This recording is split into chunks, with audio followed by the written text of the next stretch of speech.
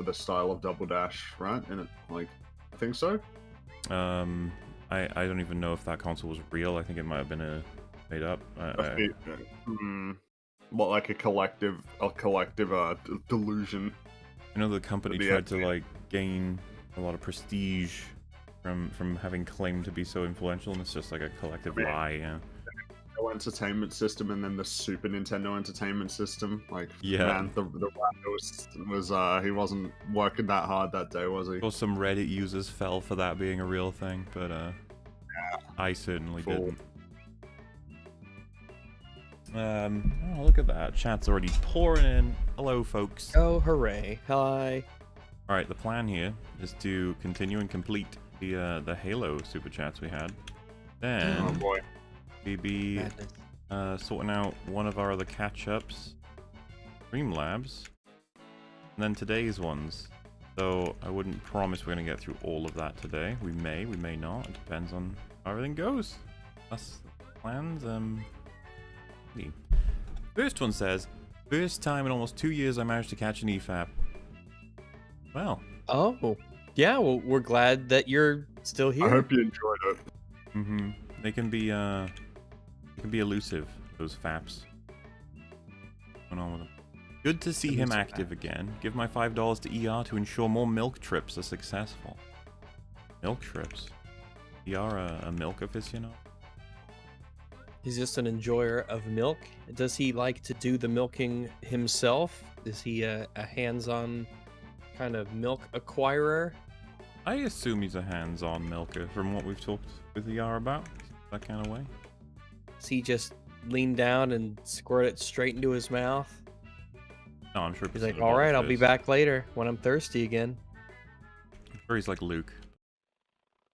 Shows up. Hey, girl. Before anyone says it, again. Bungie always had an internal conflict if humans were Forerunners or not, and changed throughout the games. It wasn't a 343 change. I mean, it absolutely was. Like, 343 was the one that explicitly, like, in the direct cutscenes, said that they were different.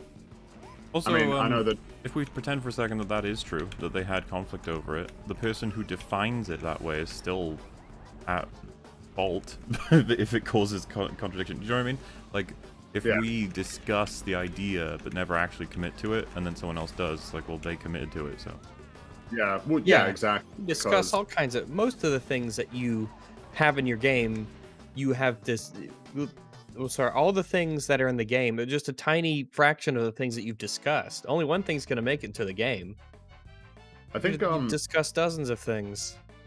I think what it would be worth pointing out is whether or not Bungie went back and forth, what we have in those games essentially is humans have some sort of connection to the Forerunners, whether that be because they are them or the descendants of them, or if they were chosen, doesn't really matter because it's never like explicitly addressed.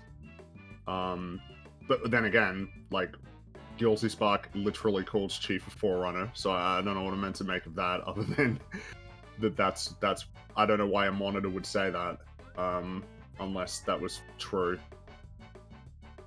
And I mean, it's just, you could, because the problem is with the 343, it's not just the fact that they drew the distinction, it's many things that they did, including that Chief was essentially the chosen one, like that they did a set of circumstances that would create Master Chief. It's like, how is this not way worse than that?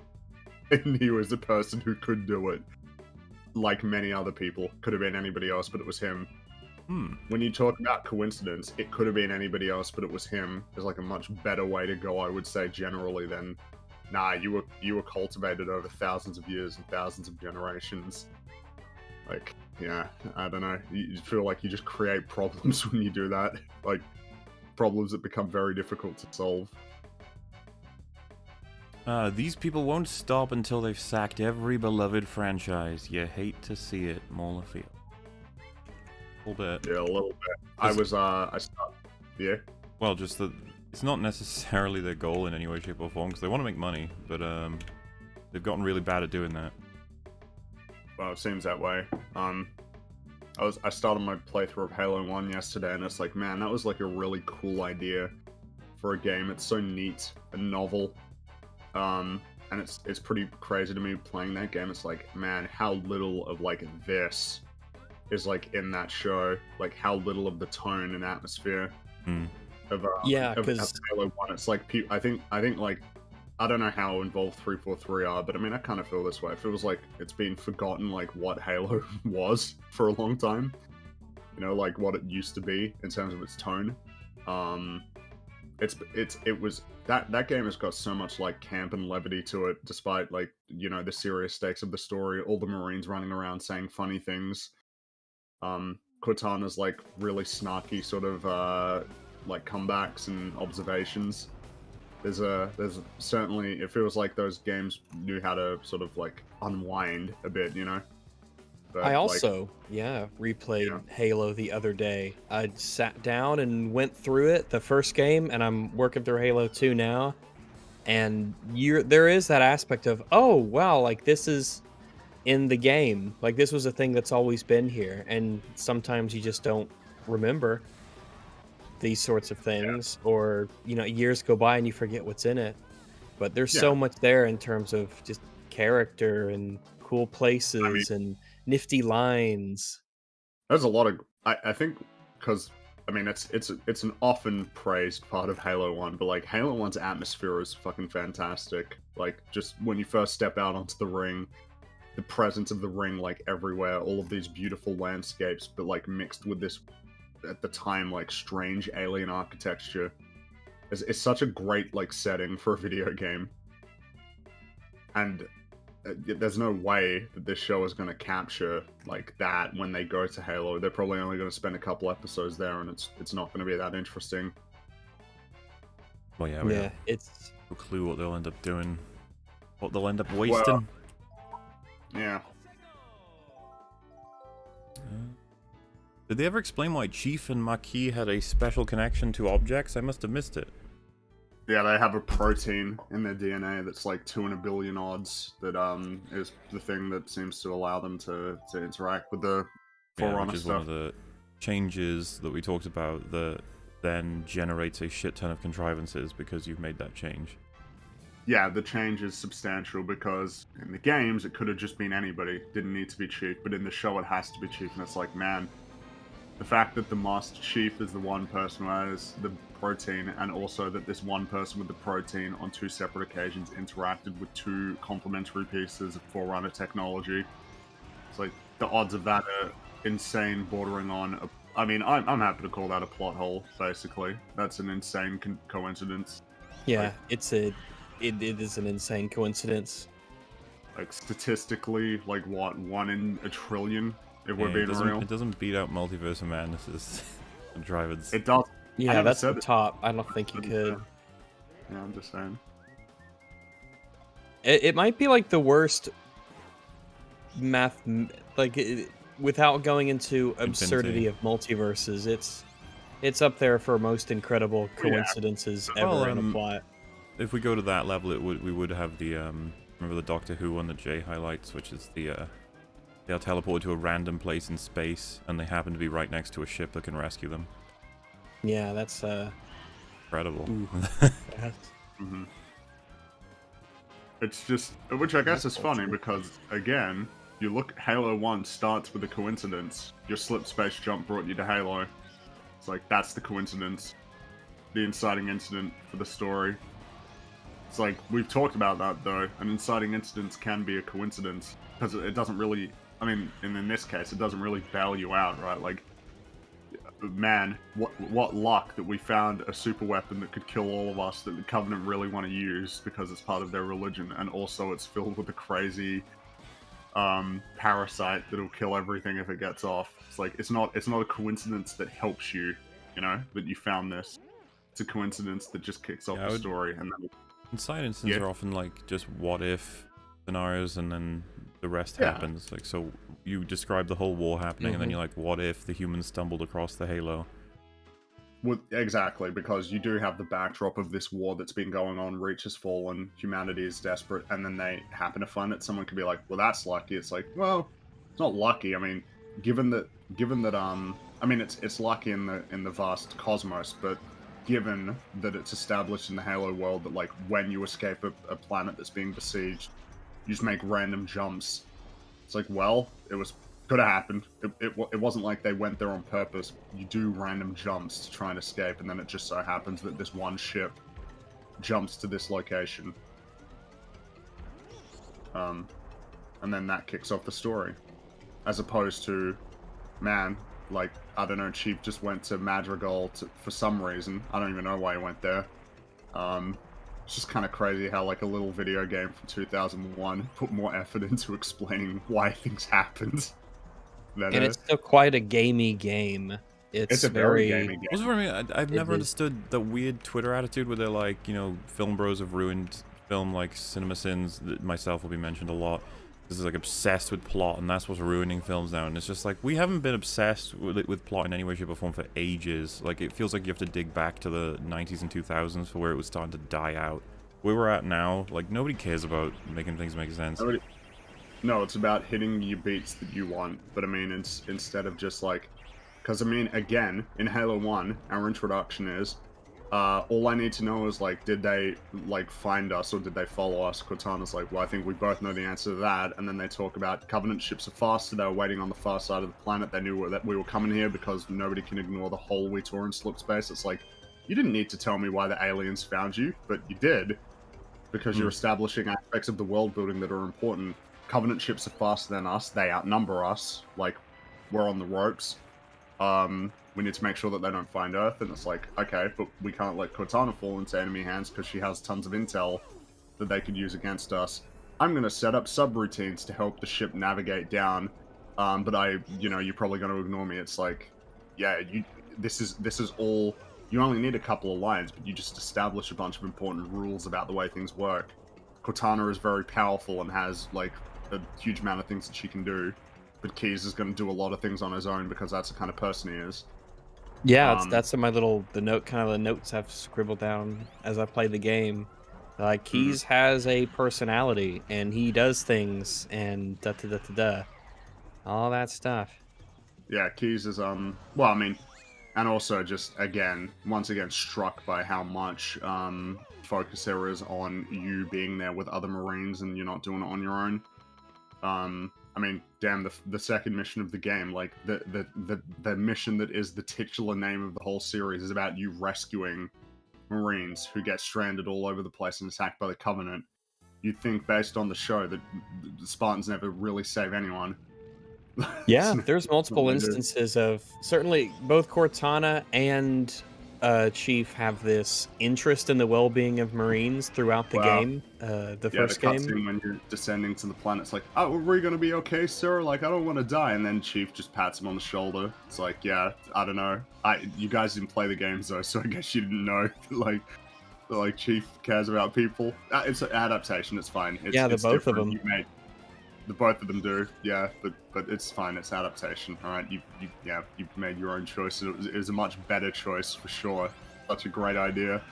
We chose to adapt Halo by removing all of its good aspects and replacing it with these horrific alternatives. And again, you could have made all of these changes, but you weren't thoughtful enough to think about the consequences of a lot of the changes that you made.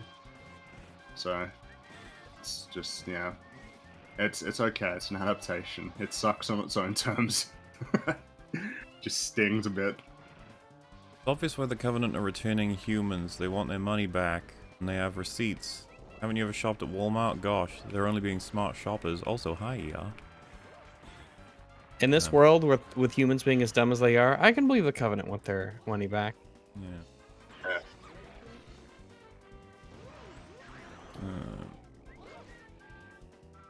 Halo Pump and Dump Edition. Oh boy. Would any of Iron Man's suits be possible in Halo's universe? Probably not. Well, there's much more of a focus on, like, utilitarianism in, like, the Halo universe, especially with, like, UNSC stuff. So, like, they've got jetpacks and things, but nothing. But it's like a Iron Man jetpack that you have on your back. On your back, yeah. It's a bit more believable than Iron Man. Well, yeah, it's more cumbersome in a sense. It goes up and down, and that's basically it. You can't do crazy flying around. Maybe, wow, then again, Halo 5 had the Spartans do, like, the crazy Spartan abilities with thrusters in there, which is, I get a bit close to, like, Iron Man stuff. Yeah. Yeah. But no, not really. Spartan armor is pretty good, but you can't go flying around in it. It's heavy, you know? Yeah, when I saw your Halo video show up in my YouTube feed, I actually cheered. Love all your videos. You're truly one in a million. Also, hi, Rax. Hello.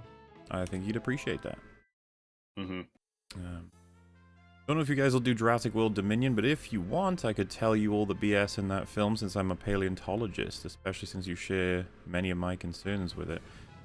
Oof, it's going to be a tough one to fit in at this point, Dominion, when I look at my schedule for the coming months. But I would like to cover it, but I don't think I'm going to be able to do it on time, or, like, quickly. Which I think is a reality I just have to get used to. Like, there are just some projects, if I keep moving between ones, then none get finished, and then it's just like a nightmare.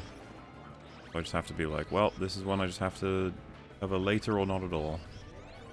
I saw a Reddit post that was like, I'm still waiting for them to cover Moon Knight, like with a sad face. I'm just like, oh, I don't get there, but it may be pushed back even further. Get there. Sure of it. Know how it goes. You know how the flumes outflame the correct verbiage. Hoping to say I skipped this show as I wanted to be nowhere near it, and it seems like I made the right choice. Well, certainly if you like Halo. But then if you like storytelling, this, yeah, you should probably avoid it.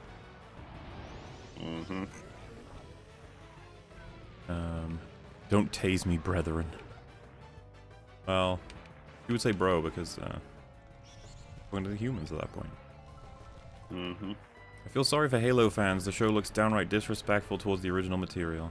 Oh, it totally is. Yeah, it is. The added bonus of it being disrespectful to itself too. Rare A rare L actually. L. Yeah. But you can. Well, I say rare. It's not rare at all these days. It's happening a lot, and you probably should get used to it. I mean, is there any reason to think like the Bioshock show, or like Fallout show, or hey, Last of Us, God of War? There's so many coming out. It's just like, I don't know, man. Like, I'm not. Kind of sucks as well, because if you told me like 10 years ago there's going to be a whole like raft of video game adaptations that are like actually going to have money behind them and like A-list talent and really great actors, it's like, oh, that's cool as fuck. Like, who's writing them? Then you just like, some oh, losers. Could you please update the EFAP playlist? It stops at 149. I finally caught up, but finding it hard to track down the rest. How could it possibly be hard to track down the rest? Oh, like so 150. Like, wow, you can just type it in. Yeah, there's that. Granted, I should update that playlist, and I will. But like, please don't tell me it's hard to find. You type the number, and then it's so easy. I'll do it. I swear. Kia Ora from all of New Zealand? Does that make any sense to you guys? Maybe that's a greeting or something. Oh, maybe it is. If it Like is, a Maori hello. greeting. Hello.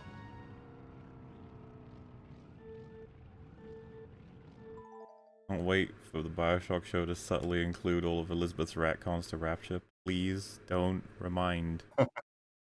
Upsets me. Silco's criminal organization was pretty competent. It was okay. Obviously it was like starting to fall apart to the point of him getting almost assassinated, or executed, I guess you should say. But he held it for many years, and you could argue that's because of the fact that he had that relationship with Marcus, and he was manipulating the entire planes to his benefit with the drugs he was pumping in to prepare them for a war that he was going to foster. Like, there's lots there that I think you can argue that even if flaws considered, some of them were deliberate on his part of an organization. But it was still pretty ragtag. Like, as Jace points out, he would have fucking annihilated them if they were to actually have a fight. X-Tech beats... fuck, what's the drug called again? The... Shimmer? Yeah, Shit. that was Yeah, what it was called, right? I was doubting myself there for a second. I was about to say Psyche. Somehow ER returned. Yeah. Look, I'll excuse IRL bad writing when it makes me happier. Also, love to see Ackman and John Halo back. Yeah, hell yeah. Yeah, Really fun books. yes. And play DDLC, Dumbos.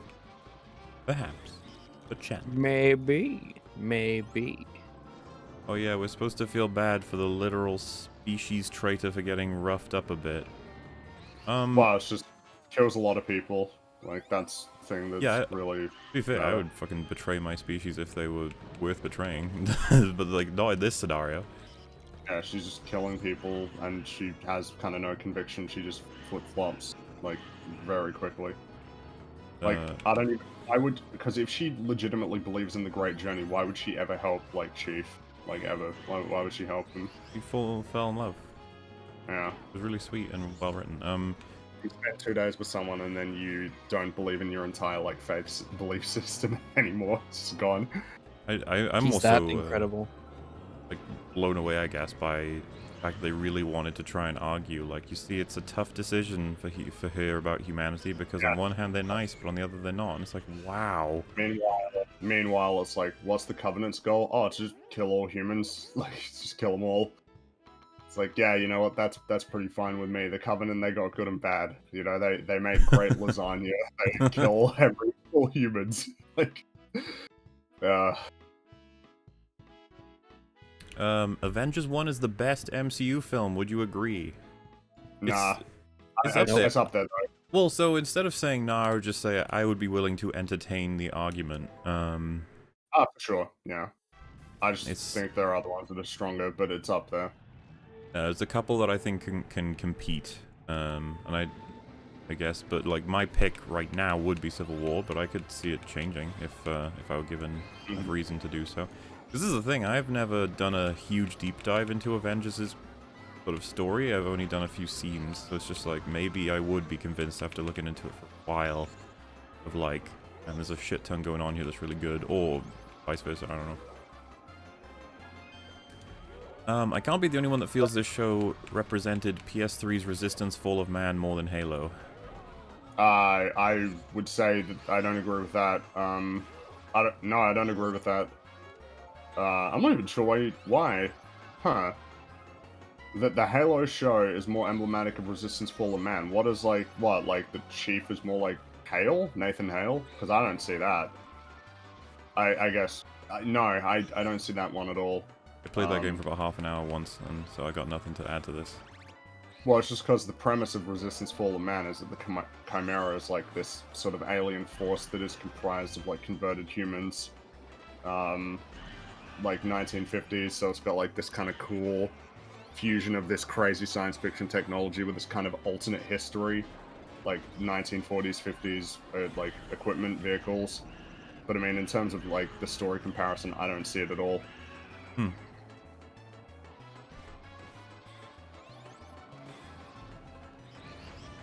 Oh, sneaky second play.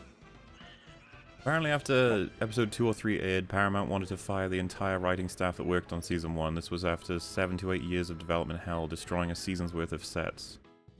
Wait, is this... They wanted to fire the writing staff after... I mean, I'm just confused. Is that because of people's reaction to it, or because they saw it for the first time and went, ew?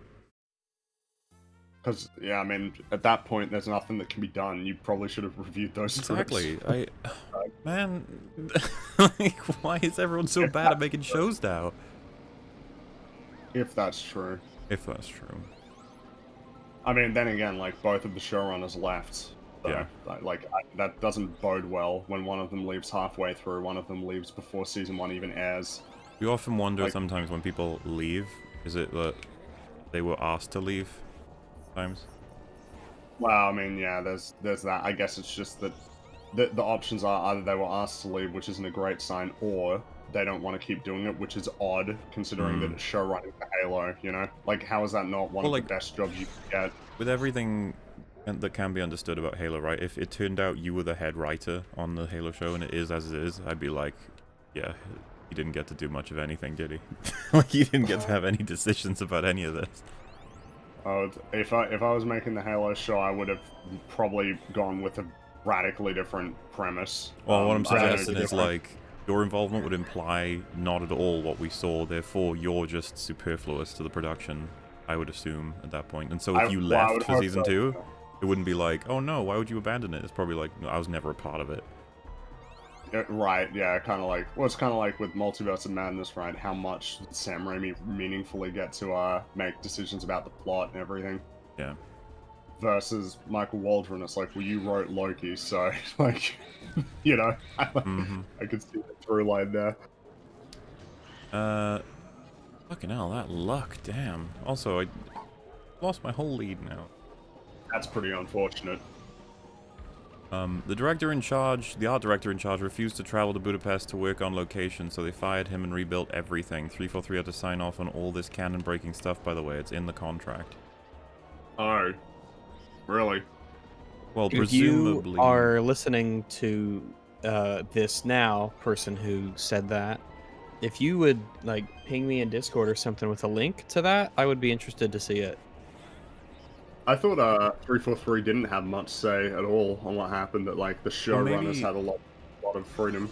Maybe that's true, that they did have to sign in order for all of this to go ahead, but in the same vein as, like, you guys want this to go forward? You want your money? Well, sign the contract or nothing happens, sort of thing. Yeah, where it's like, what I mean. I guess we have to sign it, like, in terms of if we want. First half of the show was RoboCop gaining his humanity back after a program designed to rob him of it. Plugs him into a device and regains his memory. Guess you could say that. Except RoboCop is compelling. Oh yeah. Suppose it follows a form of an archetype. I mean, I guess I would say that, I don't know that, like, I find that Chief's one is nearly as meaningful as somebody who was turned into a robot, you know? Like an actual robot. Because, like, those pellets don't do anything, clearly. I would just say the pellets are confusing as fuck as to what they actually do. Didn't want to commit, I don't think, because then it leaves it wibbly-wobbly enough for different things to happen at their will. It means that Vanek and Riz kill Chief in episode 8 with their fight scene. Like, that's it. It's over. You know the writing is really shit when it makes you long for the good old storytelling of Halo 5. Nah, oh, man. Or, nah, Halo 5 is, like, pretty incompetent, like... Which is worse, though. Oh, well, yeah, surely Halo 5 is going to be more worse for you in terms of damage, because it's actually Halo a part of 5 is continuity. canon. Yeah, Halo 5 is canon. This show just is... It's frustrating, but it's not... Like, I think it's worth noting, like, Halo 5 has some of the worst dialogue writing. I think it's really bad. The dialogue. Everybody says exactly what they mean. There's so much exposition, and there's, like, no character seeping through at all. And the plot itself, there's, like, so many parts that are just missing. Then again, I mean, I did say that I thought the show was, like, a 2, so it would have to be worse than that, and I don't... Yeah, it's hard to say. It gets hard when you compare those, because it's, like, they're deficient in different ways. Yeah. I need to know. It has been established that Rags is pretending to be a dog while still being a dog, so is he an anthro dog pretending to be a real dog? I must know. Madness, I am a real dog. It's just clear. I don't know what to tell you. Yeah, there's a live It's always camera been footage this right way there. since day one. The Halo show reminds me of the new Mortal Kombat movie, a product so disrespectful to the source material and relies on your knowledge of the games for you to understand even the most basic stuff. Nah, Mortal Kombat's better than, like... it's not good, Well, I I mean, agree, but... The funny thing is, me and Fringy have a pretty decent familiarity with Mortal Kombat, certainly between us. And so, the fact that, like, it just fucks around and does whatever in that movie and we didn't even comment on its accuracy to the source, it's like, you want to know why? Because Mortal Kombat as a source isn't great. Yeah, it's fun, but it's not like... Yeah. It's not, you know... Like, I don't know what kind that of should great be story... indicative of why we talked about it with Halo. It's like you get a good story, maybe even a great story, and then you adapt it and you take only pieces and destroy everything. Meanwhile, Mortal Kombat's like, okay, we'll take your characters and we'll just tell our own story with their powers. And to the level, the spirit of Mortal Kombat is still kind of there a little bit. Not entirely, for sure. Like, yeah, and like, you still got it still ends up making more sense than the Halo show did. It probably does. It has much simpler variables at play. It doesn't do well with them, but it probably does better. Yeah, less perversion and squandering from what I can tell. Yeah. And maybe the second one will be better because, like, you get the impression that that one was less afraid to lean into the games than, like, older... There's a great irony in that if the Halo show just embraced full freedom and didn't look at anything in the games, maybe it would have ended up being better. Like, it didn't rely on any reference from the games because it ends up dragging things in that it doesn't understand. But the problem is that you can't really market a Halo show effectively if you don't have Spartans in their armor and Covenant ships. Yeah, of course, and elites. they knew that. They knew that if they're going to make a Halo show, they have to have the iconography, otherwise what the fuck's the point? They're not going to be able to get the fans in. Everybody will sort of be like, Like, if no, it was thanks. called, you know, the Halo series, and it's like the fucking Fantastic Beast trailer, it would be like, what? It'd be confusing. It'd be very confusing. But I am waiting for the first person to do that. The first person to have the balls to admit it. They just wanted to tell their own story. That'd be nice, yeah. I think the closest we've gotten to that is Hill House. Yeah, which I guess I appreciate that honesty. The thing I loved about ODST are the recordings following a civilian across New Mombasa showing humanity's desperation in the Covenant attacks on Earth. Yeah, that was a great idea. It was like a little side plot. Fringy, the word you were looking for is sapient. Most animals are sentient, few are sapient. The words are often confused, but it's a pet peeve of mine. That is correct. Sapient and sentient are... Yeah, that does seem to be right. Because sentient I don't remember you using it wrong, though. Because I thought what you were talking about when you brought that word up before was just the fact that we should be... Remember, we were talking about humanity being detected via compassion, and then it was like dogs have compassion, and it's like, well, dogs are sentient. Like, we shouldn't just... Like, that's reason enough not to consider them some kind of, like, worthless entity or something.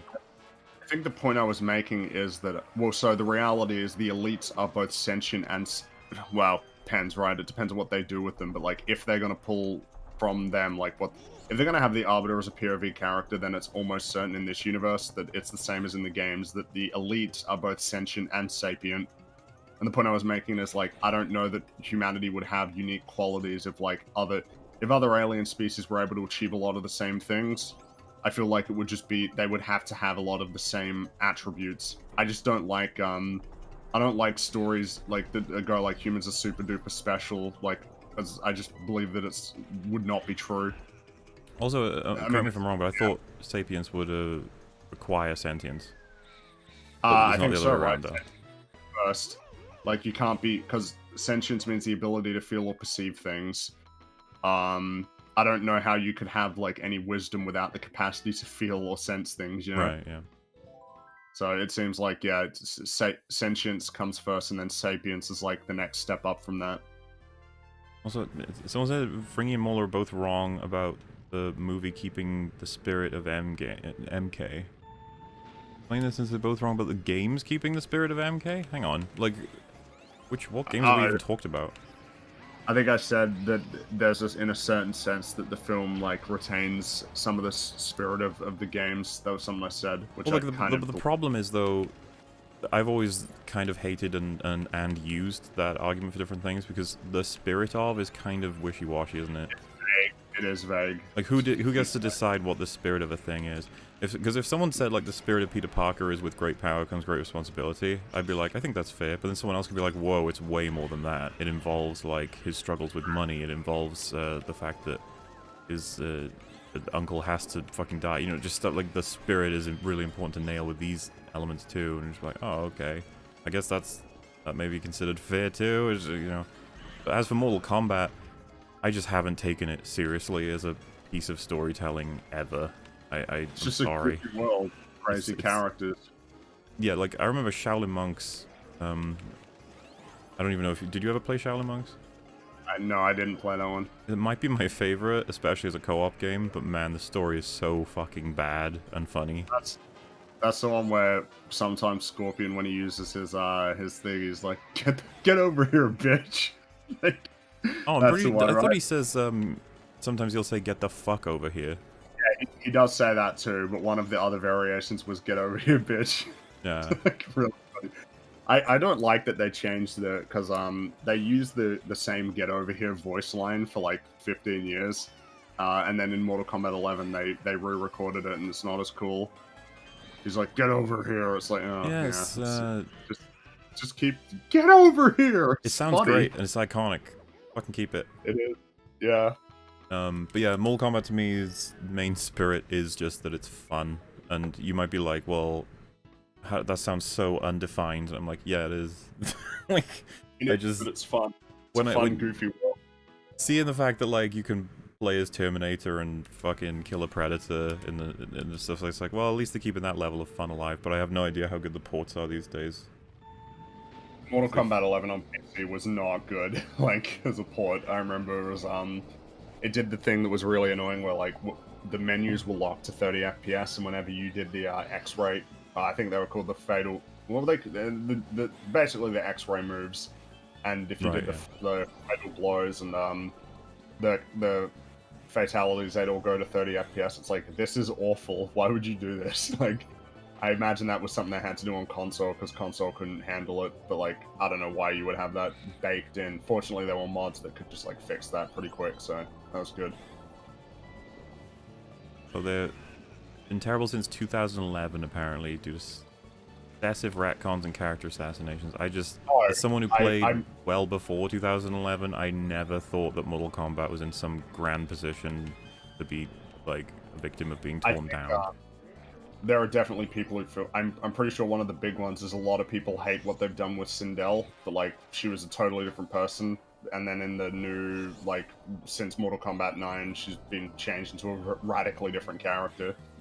Well, like, I didn't realize that, Deadly Alliance, Deception, Shaolin Monks, and Armageddon were respected. Are they? Well, I guess I don't know if it's like respected, but it might just be as simple as the characters had these attributes and now they've been changed, and I don't like it. Which is, you know, I get that. Yeah. But I mean, yeah, I don't really care about the story of Mortal Kombat. To me, it's just a pretext for people to get into crazy fights. Yeah, it always seems bad, silly, and I don't know. I'm not trying to relate these two things, but maybe you can understand my perspective if I said something like, "Oh no, new season of I don't know, like what's it called? What's the Telltale Minecraft game called? Minecraft Story Mode. Yeah, like if they made a season whatever for that and they changed it, I'd just be like, oh no. Yeah, I guess you're right. Like, you know, it's fair if you want to. This is the thing. I just don't have a passion for the story that took place in those. Mortal Kombat 11's story was fucking retarded, though. Which one's? That's the time travel one. Right, they kill the god of time, or whatever.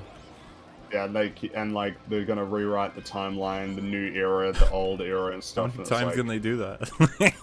Well, I think that to me, that one was pretty clear. It's like they wanted to have a gimmick so that they could have like 90s versions of the characters, like they were in the early games. You can have 90s Johnny Cage and like Sonya Blade and Scorpion in their outfits. Just good marketing. Oh well, I mean, I guess you can contrive whatever you want for that. I just find it amusing because like that was what they did at the beginning of what felt like their full reboot. Which I even appreciate their opening cutscene began with the end of Armageddon. Well, yeah, because the Mortal Kombat 9 kind of like almost treats all of those games as being like kind of canon in a sense, but then it redoes the first 3 games, right? Redoes those ones. I think that's what we see in the story. It's hard for me to remember exactly. Because I'm same as you. I was in it to just play the fights. Yeah. Enjoyed the mechanics. And then I think 10 was like, that was the big jump ahead where they, like, half the roster was brand new characters, because they jumped ahead, like, 20 years. So you had, like, the kids of, like, you had Cassie Cage and stuff, and Jackie Briggs, and, a whole bunch of new people. You guys have a similar reaction to Resident Evil's canon? I think that's actually a pretty good question. If, I don't know enough about Resident Evil. If in, like, a Resident Evil 4 remake, well, so when that arrives, I'm gonna want to play the original, you know, nice and detailed-y. And then it could be a similar situation as what happened with Halo, right? They could make changes from pieces they're pulling, and they like damage some of the better bits and bobs that happen in the game, or they could just go their own fucking direction. It could end up being fun. Are you gonna watch the Netflix Resident Evil show? Well, I would be curious to see it. I'm too curious. Resident Evil stuff it's so bad and it's so consistently bad. I just kind of I'm just interested. I want to see it. The response to the trailers was not good for that show. Like, well, it's pretty negative. That's the thing. We've talked before about how Resident Evil stories are often we don't have between the three of us don't have a huge investment in like, oh my god, the story is so good. But I don't begrudge anybody for caring a lot about Resident Evil storylines. I think it's less the storyline and more the characters, right? Like people like Chris, Jill, Leon. Well, when I say storylines, I'm referring to all of it, like including characters. I guess it's I think the sentiment seems to be that the trailer indicates that it's going to be like markedly different from like what Resident Evil games are, set in like the near future post-apocalypse, which Resident Evil it really isn't. Just because it has zombies, it's not like the world exists in the Resident Evil world. It hasn't all broken down, you know. Which hey, maybe it'll be good. Who knows? Because yeah, you know, we're not gonna be able to care about all of everything, as you guys would be aware of. So yeah, I would say like Mortal Kombat and Resident Evil. I think I care more about Resident Evil's story integrity than Mortal Kombat's, but I don't know what that says about my view of them both as franchises. Maybe there's a greater level of continuity in like Resident Evil in a sense. I think there is. I'm not even sure at this point. But like I've loved them both in my own way, mainly for the mechanics, not for the story. But I wouldn't want them to bring in Leon and then he's like an idiot coward. Be like, what the fuck is this? Yeah, because if you have all these cool characters that are fun to watch and they all behave in this sort of consistent way in this very just bizarro world, then it's fine. You know, it's like I've got something to latch onto. Yeah. At least I know that when I see Leon or when I see Salazar or whatever, I'm like, oh, okay, like, this is a character and they have these traits, and there's, you know, not just entertainment value that comes with that, but, you know, some level of I could predict to a degree how a character will behave regardless of what events occur, because the events that occur are going to be batshit insane and probably make very little to no sense, but at least I have the characters stuck here with me for this wild ride.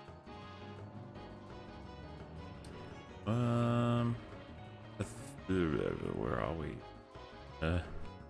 They try to build up an emotional scene with Kai in the plane dropping out of the sky. 5 minutes later, all Spartans jump out of the plane like nothing. Oh, he's talking about like the opening of the last episode, isn't he? Yeah, they do that a lot more. Well, I mean, that's always been, yeah, they've always been able to do that. Remember, Noble 6 falls out of fucking atmosphere and lands on the planet. Gotta get in his little armor lock, but I guess armor lock, it must exist in that show, which makes you wonder why they don't lock Chief's armor in episode 1. Anyway. Chief is gonna come back in a Jesus allegory. Maybe. Atriox wasn't even 343, Creative Assembly made him, and he was neat in Halo Wars 2. That's 343. I'm sorry, continue. Well, I mean, it's if you want to break it up to pieces, we can, because like, Atriox wasn't even 343. Creative Assembly made him. What is Creative Assembly?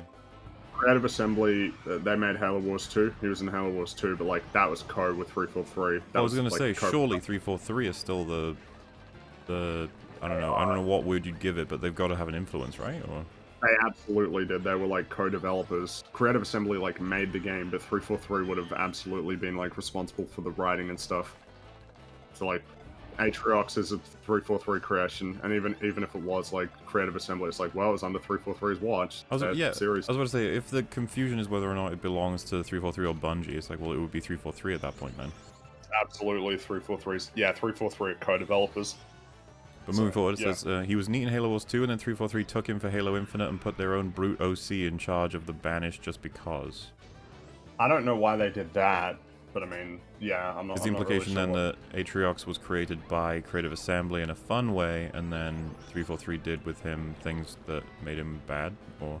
It seemed like 343 just kind of like pushed him out, which is odd since it seemed like they spent a lot of time hyping him up as like a really scary bad guy.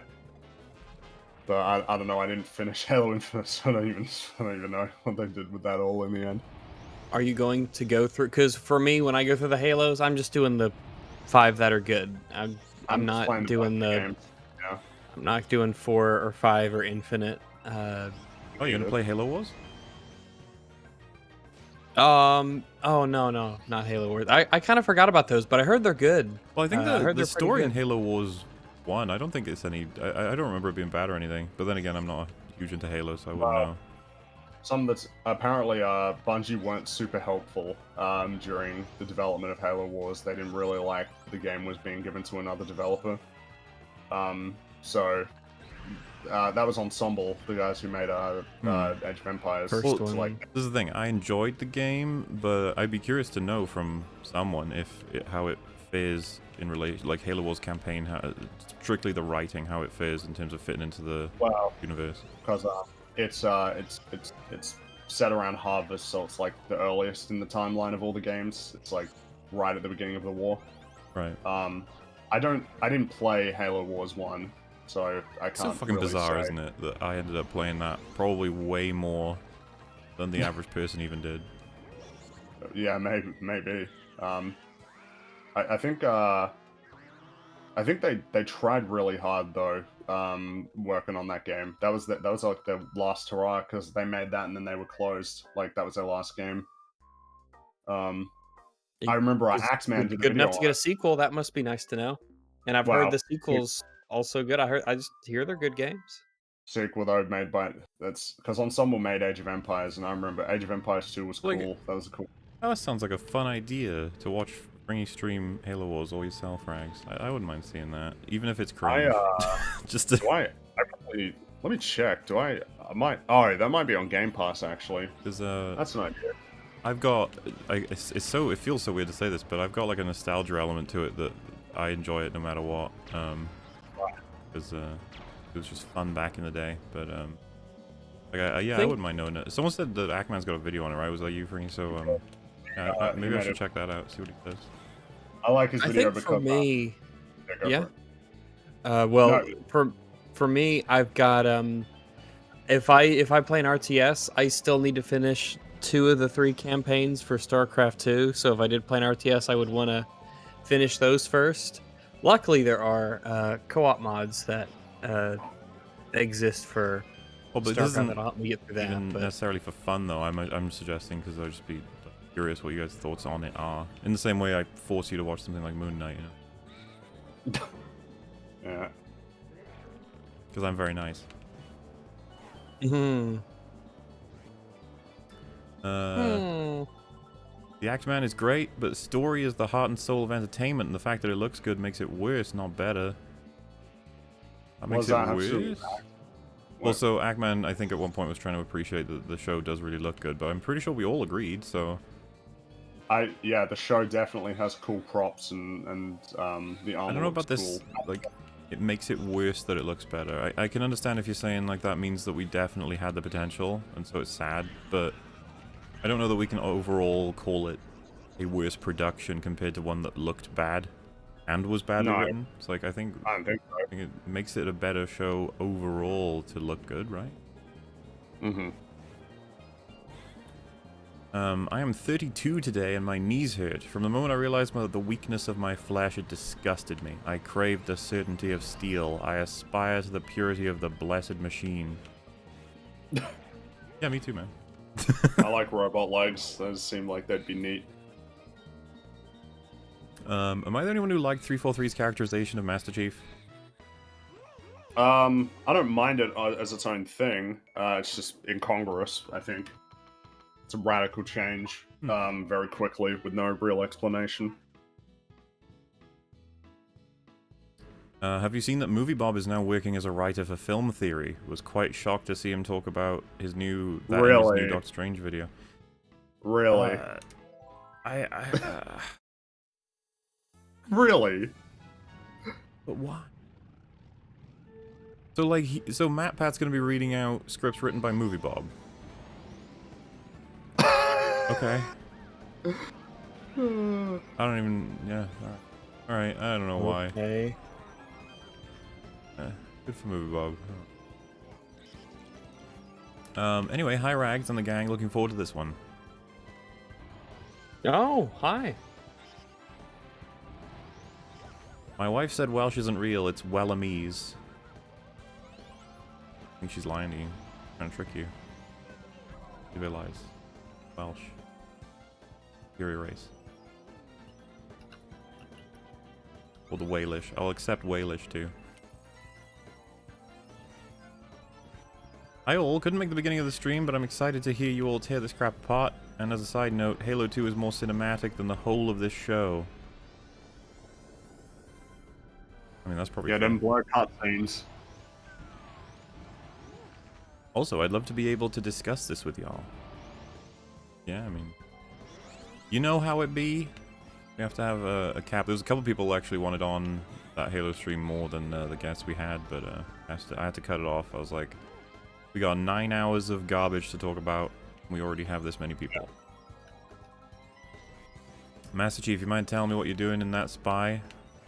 Sir, finishing. Oh no. You are an Axeman. I'm rock solid and not in a homosexual way. Oh. Nice. Also, John, love you too. The showrunners were too cowardly to have Chief Smex a hot elite girl or a hot brute girl. Alright. That's the true courage. Compare the Marines here to the main sergeant in Halo Wars who takes on the old Arbiter and manages to win. Dude, I remember liking Sergeant Forge quite a bit in Halo Wars. He was cool. Decent character, and yeah, he has his own big standoff with an elite. And I feel like it was a pretty realistic way for why he won that fight. Gets what you could call a cheap shot of a knife in his neck. That's really the only way that you would expect like a human to beat an elite in hand-to-hand combat. Yeah, he's not doing well up to that point, obviously. Mm-hmm. And yeah, and the Spartans in Halo Wars are quite respected and revered for the most part. And well, that's quite early on in the timeline because they were wearing the Mark 5 armor because it's super duper early. There's still a lot of them left. Sergeant Nolan North, he probably was voiced by Nolan North. It was Nolan North. I know that much. Voiced a lot of people. Yes, he has. He had a little cameo in Uncharted. That was nice. Yeah, it's Mark 4 armor, Fringy. Fuck. I was just saying, I liked it in the Uncharted movie, and they even played the little music when he was on screen. That was nice. It's a shame that the whole film was pretty fucking generic and bad. Wow. Bringing like, it something new. What are the odds? It's kind of funny how that film is like pulling from all 4 like games at once. It's just pulling parts from all 4 games, and so you end up with something that's like, I don't even really know what you were going for, really. It's like, you got... I remember that was another example of them like pulling something from the games and then leaving stuff out, and so you end up with this like narrative dead end with the ring. It's like, ah, yeah, my brother gave me this. It's like, ah, right, is that what's significant about the ring, not what's written on it and who it belonged to? And how that directly tied into the theme of like the first game. How like he goes to the island and it's like greatness from small beginnings because Francis Drake was a great guy. Oh, he died here, like, he died with nothing. He threw his life away for nothing. Damn, that's like shit. I'm getting rid of this ring. He wasted his life. Oh wait, no, he was actually like a hero. He like made sure that nobody would be able to leave this island so that the curse would stay here. Wow, it really is like he was really a great guy. It's like you have none of that, so you just kind of have this ring that like, yeah, he's got the ring. His brother gave it to him, and then it just never gets brought up again. Like in the film, it just kind of goes nowhere. Hail EFAP! Getting into this podcast and then discovering everyone's channels has been a lot like playing Smash Bros. And then branching off into the solo games. That's a fun comparison. Keep on ripping apart piece of shit shows like this. Also, hi Rags. Hi. EFAP are my Super Smash Bros. I mean, kind of. You know, we have a lot of different people on. And then if you go look at their own videos, a very different experience, very fun one. Like, what genre do you best enjoy? Platformer, FPS, RTS. Then you go and find it. Maybe you like them all. Yeah. Just wanted to tell Yara I'm happy and thankful he returned with new videos. I'm looking forward to new content, but I'm fine if he doesn't want to do more. Yeah, just best stuff to come from him will be the stuff that he makes in his own time for his own reasons. We're all very excited. There is no gore in this show, and I am a new subscriber. Yeah, there is. There's totally gore in the show. There's lots of Some of it's a bit, Yeah. bit off as There's well. a In terms of, Japanese like, that's crawling around with like his legs blown off and his guts trailing out. There's definitely gore, and of course when they Chief- cauterize her, yeah, like that's Yeah. probably the more of it That when was- people would remember. Yeah. Look at my milestone. Look at it. I think that was one of there was like a 42 month member. I was just like, Oh damn, that's like that would have been stretching back all the way to the beginning of that, right? yeah, because I can't remember when they started doing channel memberships, but I'm pretty sure it wasn't long before / after EFAP started. It's, oh shit. Mm. Because they finally introduced gifted memberships. They're catching up with Twitch. Well, they're kind of ahead of them, so I don't know. Nice of the Covenant to not glass Quan's homeworld. Yeah, a little bit. What does it I guess cost for them to glass a homeworld, like, resource-wise? so the more important question would be, do we want to glass a planet that may house more Forerunner stuff? Yeah, I guess we need That's to like a understand their position on... Well, I mean, it's glassing is you just bring in some, like, super carriers, they shoot some lasers on the planet and melt everything, essentially. That's, like, one of the most effective ways of them essentially destroying a planet Right. beyond the repair. Well, I mean, the epilogue of Reach indicates that Reach is getting terraformed again, it's gonna get fixed up, but, like, yeah, it's pretty thorough in terms of destroying a planet. Chief is a hero, noble purpose, saving humanity, the skills / will to see it done, listen to others, e.g. Cortana when necessary, is a leader and is willing to use violence without losing his humanity. Not happening in 2022. Yeah, they might even have the perspective that Chief is too simple. Like he's too straightforward. Which, Well, like- I mean, to be fair, he's an incredibly straightforward character, but that's not a problem. I think you could argue that everything I just read out, that could kind of match Jace in Arcane. A little bit, yeah. Even the, will listen when necessary, but is a leader and will use violence. And then it says without losing his humanity, which I think he feels is put at risk when he first engages in it. So, saying not happening in 2022 is like, we may be able to find it in some places. Mm-hmm. He finished the game, so he has the golden skinned revolver upgrade. Yeah, he loves that gun. Yep. I'm working for a store that has harassed, blackmailed, and engaged in illegal practices. We're incredibly understaffed. We'll probably close the store. You guys get me and others through the day. Also, hi, Rags. Oh, hello. Damn, dude. Oh, I hope you're alright. Jeez, that sounds like a nightmare. Glad that the show can serve as a reprieve. Absolutely. We likely all, but certainly, I have told stories about it, but just hellish work environments, yeah. I used to listen to podcasts all the time, certainly on my way to work, and if I was able to in work when I was doing, like, warehouse stuff. You finished? Oh, wait.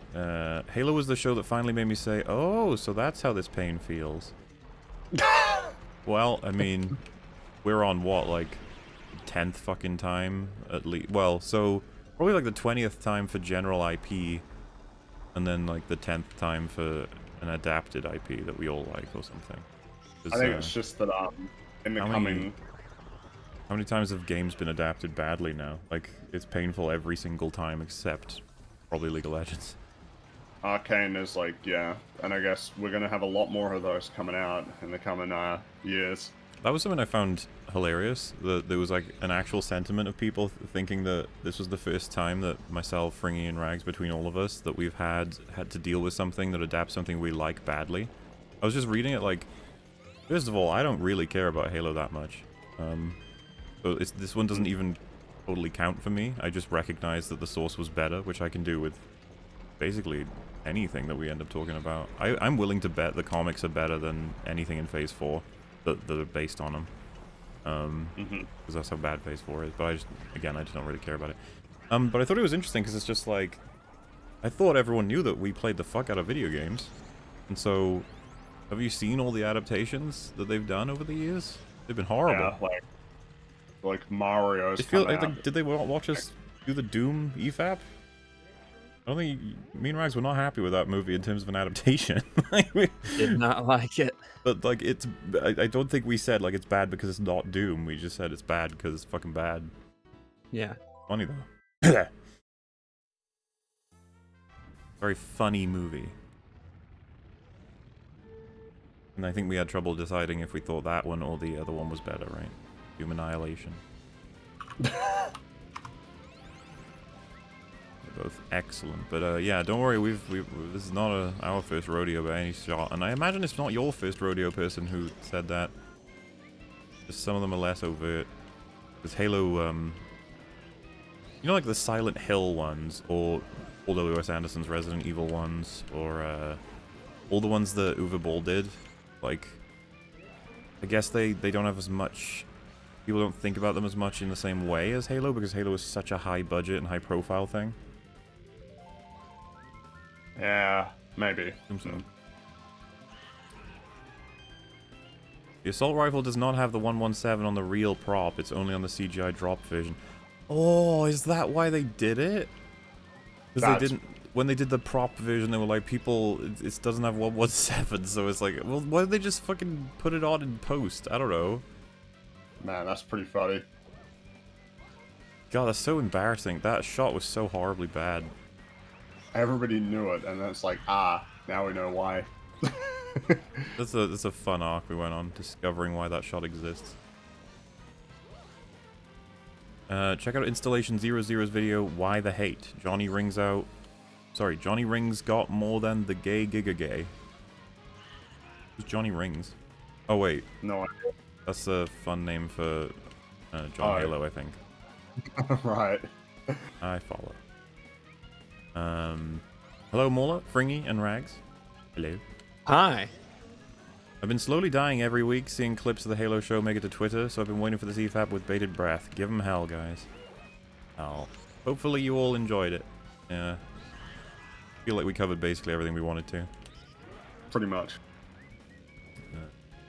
The goblins take John Halo to Rubble City. Rubble City? Well, the Rubble was the space station. How do you know it's called right, Rubble yeah. City? What goblins? I don't know who the goblins are, no. For the love of the Dawn, you massives, play Outer Wilds and watch Everything Everywhere all at once. I mean, that's a bit of an ask, don't you think? Yeah, we did.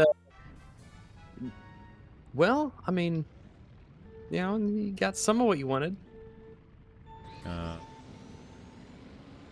Especially if the alternative is yet another Star Wars or MCU thing we already know will suck. Hi, Ragu.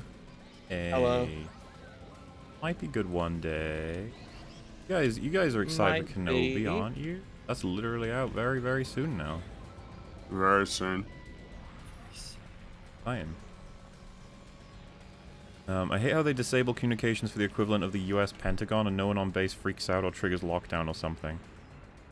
Yeah, humans in this show are absolutely retarded. It's frustrating. Something like that happens and you go into red alert. Also, no one has cell phones, I guess, so we can't do that.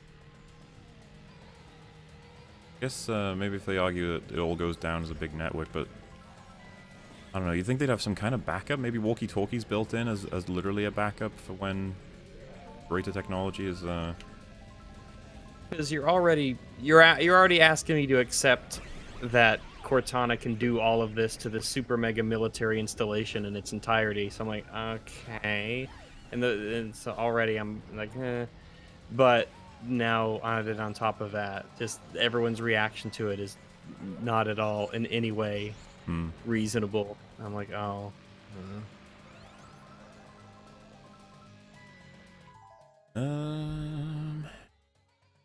Have you guys talked about the people who aren't Halo fans, never played a game, read a book, but like the show? Does it have any merit on its own? Well, it's No. The show? It's merit alone for people like that it exists. Just the fact that it's something to watch, it's a story that unfolds, it's got action in it, there's characters in it, that's enough. A lot of people like that. And then those are the kind of people that have already forgotten about this show, they don't care anymore. But I mean, the show sucks on its own terms. Like, Definitely. even if you don't know anything about the games, and Dude, frankly, if you don't know anything about the games, I think you'd be very confused. If it was a really bad adaptation, but it was like a decent story, I think that the conclusion for the internet right now wouldn't be anywhere near as negative. People would just be like, No. Yeah, I agree. Yeah, because you can make something different that's fine. Like that'd be preferable than something that's different and crap. You know. maybe Halo. Something that's different and good would be cool. You know, even in its own, as its own thing. Maybe Halo the series is what happens when you use the activation index to wipe out all life forms within 25,000 light years. A live-action Speed Racer series is in the works at Apple TV, with J.J. Abrams set to executive produce. I literally, I don't know. I have no confidence in his ability to make anything that I think would be good at this point. Why does he get to executive produce and produce so much stuff? I stopped watching after episode 1. Did John Halo become Elden Lord? Or did Asian Boy become a crystal gem? Or did knockoff Gaga come out as a man? Knockoff Gaga? Who dat? no the idea. wife? His wife, maybe? Well, I mean, you got our coverage. We went through all the major plot points. I think, anyway. FYI, MAC means Magnetic Accelerator Cannon. They're super railguns. Neat. Yep. Yeah, I figured they were. Yeah, the MAC cannon, I think, is one of the top tier sort of hero powers in Halo Wars. I think Cutter has it, along with the Makes ODST. sense. What did you say? Except what? Sorry? Makes sense. Oh, right.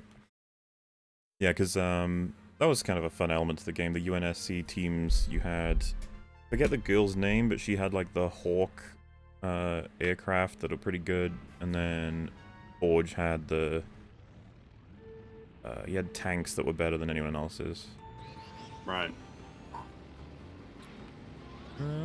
I wish before killing Mackie they had a flash of Joel playing his guitar. I am a smart, deep writer.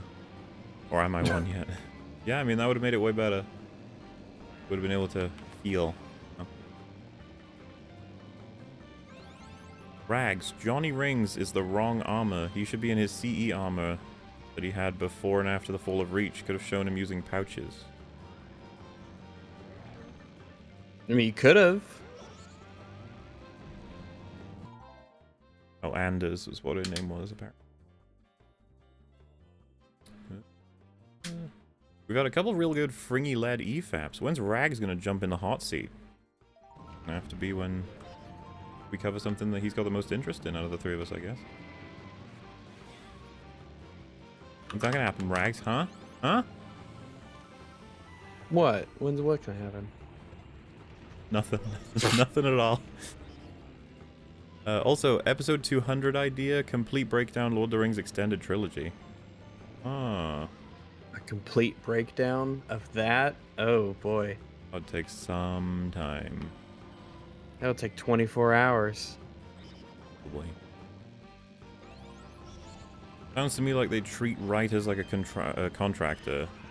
Cheap labor used to fill someone in some slop they want done. As long as their financial situation is fulfilled, they don't care. Does seem to feel that way. Yeah, you get that vibe that writers aren't just us hire someone. Just hire someone, whatever. Mm-hmm. It's only the writing. At least I can play the Halo 5 campaign with the mindset that it could be much worse. That lineup. you think the What, Halo the- show is much worse? Halo 5? I don't know. I don't know about that one. I'm not sure. Raiden turning off his pain inhibitors out of 10. Was that Raiden, maybe? I think it's. Oh, Is it? then Raiden turns off his pain inhibitors. He wants to feel the pain when he. That's when he Oh goes yeah, that's crazy, what I'm saying. right? Like, I don't know if it's a reference to Mortal Kombat or Metal Gear, but I'm assuming Metal Gear. Probably Metal Gear. There's a part where like Raiden just. I don't know why I'm saying Raiden. It's Raiden. Raiden's Mortal Kombat, where Raiden like turns off his pain inhibitors. He's like, I want to feel the pain, and then he's like, it's time for Jack to let her rip because he goes insane a little bit there in the middle. That game was so confusing the first time I played it. I didn't know anything about Metal Gear Solid, so I'm just like, what is happening? Fun game though. On principle, I give it a 0 out of 10. I don't know what 0 out of 10 exists. Like, whatever that would look like. Well, it's the reverse for us. On principle, we don't give 0 out of 10s, pretty much, anyway. Yeah. Like, could give it to something, but that thing wouldn't have been something that anyone would... It would just be like, Yeah. this shoe is a 0 out of 10 story, I guess. Sex with a prisoner of war out of 10. Yes. I'm good. The least of its issues. Ringy says, no memorable lines. What about when the Covenant comes out of the portal like, we are all the Covenant, and then he's like, I am John Madden, and then does a backflip, snaps the bad guy's neck, and saves the day. I'm John Madden. I forgot about that scene. That was a good That's- scene, yeah. Yeah. Hello, chat, people, and EFAP. Hello. Hi. The Halo show is just depressing to me. Halo was the first game that made me realize video games could be more than a platformer like Sonic. Fall of Reach would have been perfect for a show. No. Don't get to have. Eat what they gave you. Hey, I got some good and bad news. The bad news is that I'm officially ending the Spooder Wars saga. The 2 episodes you guys haven't seen are the last 2. Well. I really liked him. So Well, I'm they'll looking forward be- to seeing these last 2. Yeah, they'll be coming up, and we're gonna try and record a meme fab soon enough, because we are very, very close to finishing the super chat catch up in totality. The good news is that I'm rebranding the channel to focus on reviewing media. I too appreciate you guys watching it and having fun along the way, but as of late, the Spooder Wars are officially over. That's all right. Don't worry about it. Thank you so much for making what you did, and good luck with your new endeavors. Absolutely. Meanwhile, the Judge Dredd remake never had the helmet off, and it was an amazing movie. The Carl Urban one did, yeah. You guys ever see the Stallone one? I haven't seen either of them. Oh. The Free Fat movie. I have someday. not seen the Stallone one. No, I've seen the. The Goofy I've seen movie. It was the first, the new one, the Carl Urban one. It was the first movie I ever saw in 3D. Whoa. Did you not see Avatar in 3D? No. Wow, what a loser. Oh, okay. Yeah, everybody saw Avatar. Well, probably not, but lots of people saw Avatar in 3D. I saw it in 2D. Second God, that was- dimension. Remember, like 3D TVs? I do. Holy shit, that was a bad idea. Play Fallout. They're making a show of it on Amazon. We've all played Yeah, I Fallout, heard. haven't we? At least in some way. They're asking for a specific one, I don't know. Imagine a voice actor demanding face recognition like they demand a photo of their face plastered on top of their cartoon character, and the writers are forced to make that make sense in context.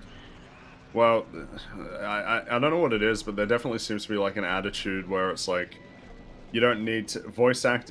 Well, I mean, we saw it, right? Remember Space Jam? It's like, yes, it's got LeBron James and everybody, and Zendaya as Lola Bunny. It's like, yeah, who's playing Bugs Bunny? Oh, we don't need to put the guys playing Bugs Bunny, Daffy Duck, and like a whole host of characters. We don't need to put their name on. So just they're doing the silly cartoon voice. They're a voice actor. They're not an actor. It's like really annoying attitude. I mean, I guess it almost translates though, right? People don't know voice actors as well as they know actors. It probably is because you don't see their face. It is Probably is like a true. real consideration. I just don't think that should matter when it comes to storytelling decisions. Like, I don't know, don't agree to play a character who's going to be masked all the time, like in a helmet. Like, that's going to be a problem, you know? You should check out Lost Chord of the Little Platoon podcast. Just imagine, Muller, if he were kidnapped by aristocrats and raised at Downton Abbey. Oh. Apparently that's what you get when you listen to the Lost Chord of the Little Platoon podcast. Addy, do you give permission to post your link to the Turning Red video in the EFAP chat? I don't know if you can post links. I think only mods can. So, but I mean, yeah, go check out his Turning Red review. It's funny. Yeah. Film. I haven't seen it. I've just not heard the greatest of praise for it. Not much passion for it, you know. It's kind of odd you say that because I remember when it came out, I saw a lot of people praising it, and a lot of people really hated it. But now nobody talks about it. So it seems like it's just one of those flash in the pan. It came out, now it's just that's it. Nobody really cares anymore. Yeah, I guess that's all I saw was the lack of coverage. To be fair, it took a while for me to realize it was Pixar, I guess. So I guess I didn't register that way. I think that's the third Pixar film that didn't get released in theaters and went straight to Disney Plus. Not even with the premium fee like they did with the Disney Disney Animation Studios ones. Lightyear's coming out in theaters though soon too. God damn! Like Yeah. that was gonna be really annoying. Hey guys. This is the movie that Andy watched that made the toy in the first film, even though it doesn't look like it would made in 1995. It looks like a 2022 animated film. Well, it's also weird that you would not have the actor just run a couple of lines to then put in the toy, if you understand what I'm saying. But like, Well, yeah, the implication being Tim Allen instead of like Chris Evans. Like in universe, they hire a different guy to give him lines into the toy, and it's just like, but I guess that happens sometimes, but like, yeah. But like usually, I don't know. I was about to say, I know what you mean. I know what you mean. I was about to say, even then, you could just take lines from his movie, right? But I get you. Remember when Krusty has to record lines for his doll? Oh yeah, hey, I'm Krusty. Hey, here comes Sideshow Mel. Repeat, here comes Sideshow Mel. Sideshow Mel. 3. Bada bing, bada boom, I'm done. Learn from the professionals, kid. Yeah. And then the guy's like, all right, Krusty, we're good to go. Krusty.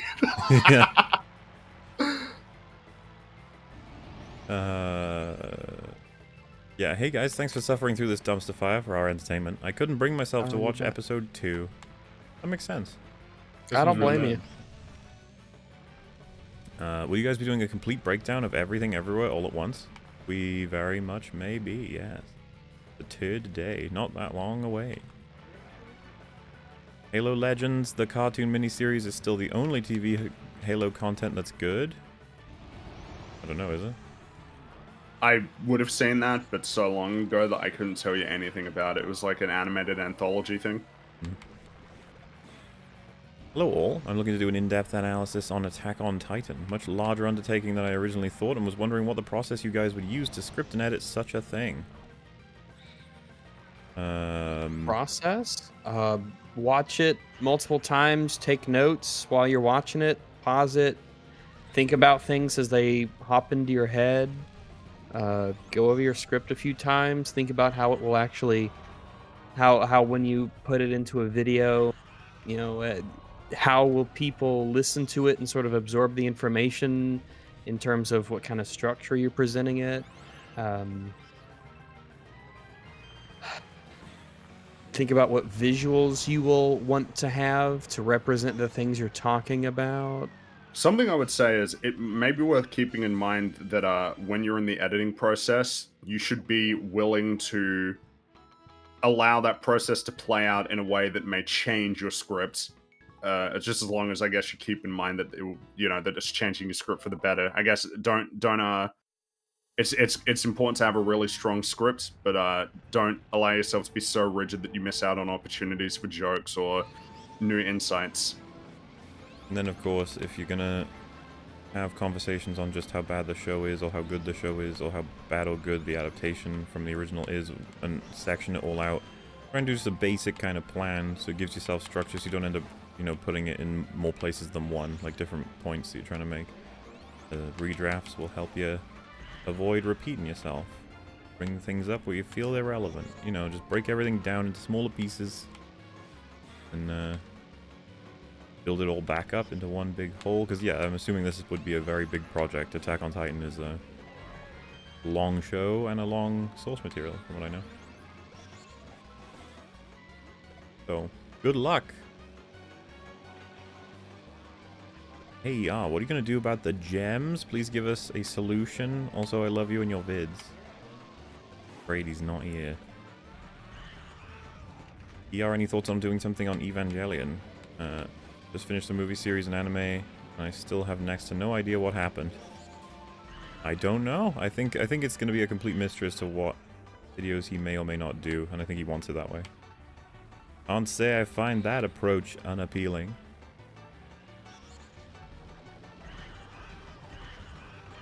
Little Quinky Dink rewatched ER's Life is Tumblr vid last night. Still love it, although ER, you should list the songs used in the description. Yeah, I don't remember what songs were in that one. Life is Strange is pretty bad.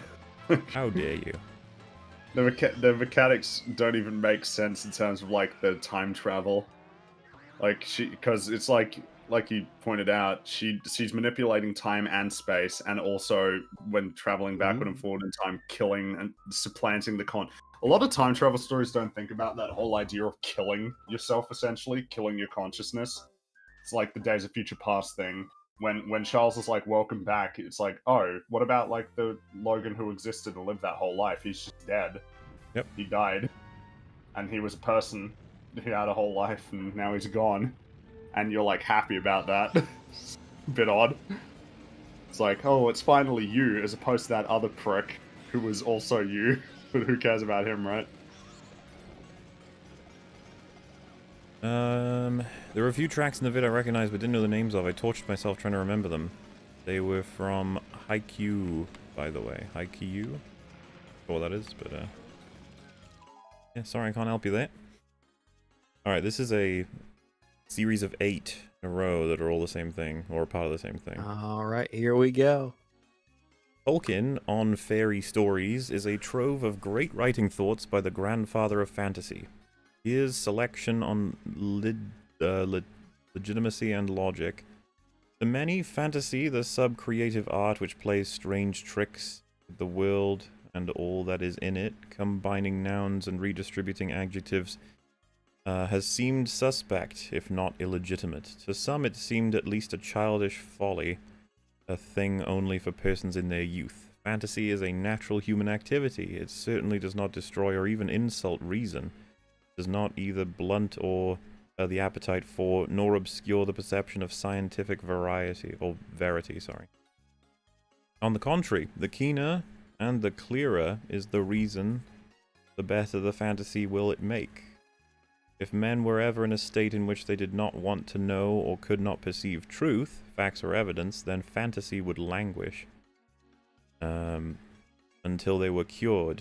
If ever they got into that state, it would not seem at all impossible. Fantasy will perish and become morbid delusion. For creative fantasy is founded upon the hard recognition that things are so in the world as it appears under the sun, on a recognition of fact, but not a slavery to it.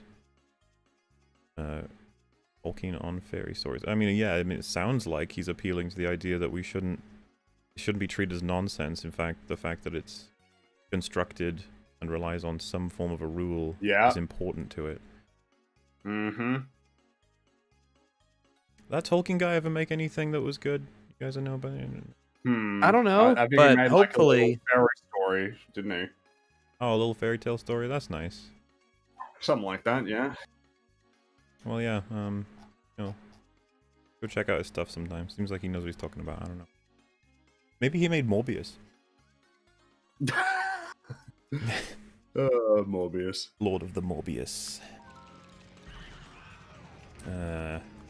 It seems obvious that Quan is going to take Chief's body into a spirit walk through the witches to bring him back somehow for saving her life. Oh, that's actually, you might be right. That's actually, yeah, that could be it. Race swapping keys was a missed opportunity to play music by the Black Keys. Oh, there you go. What a reference. Hi everyone, can you even imagine RDJ's Iron Man in MCU Phase 4 with such a level of bad writing? Dude, he's been in badly written films. Yeah. Specifically Iron Man has been. Yeah, free.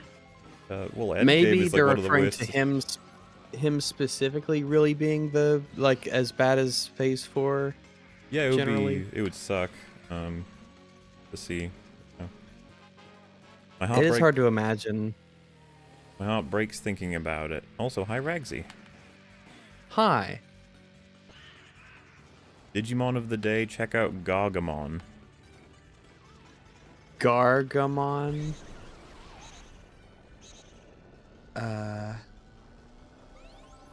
Gargamon. Digimon? Yeah. That's a Digimon. Yeah. Let's see. It looks like a like a green rabbit with like gun hands. Let's see. Let me get a picture. Green rabbit with gun. I don't know. I'll show you.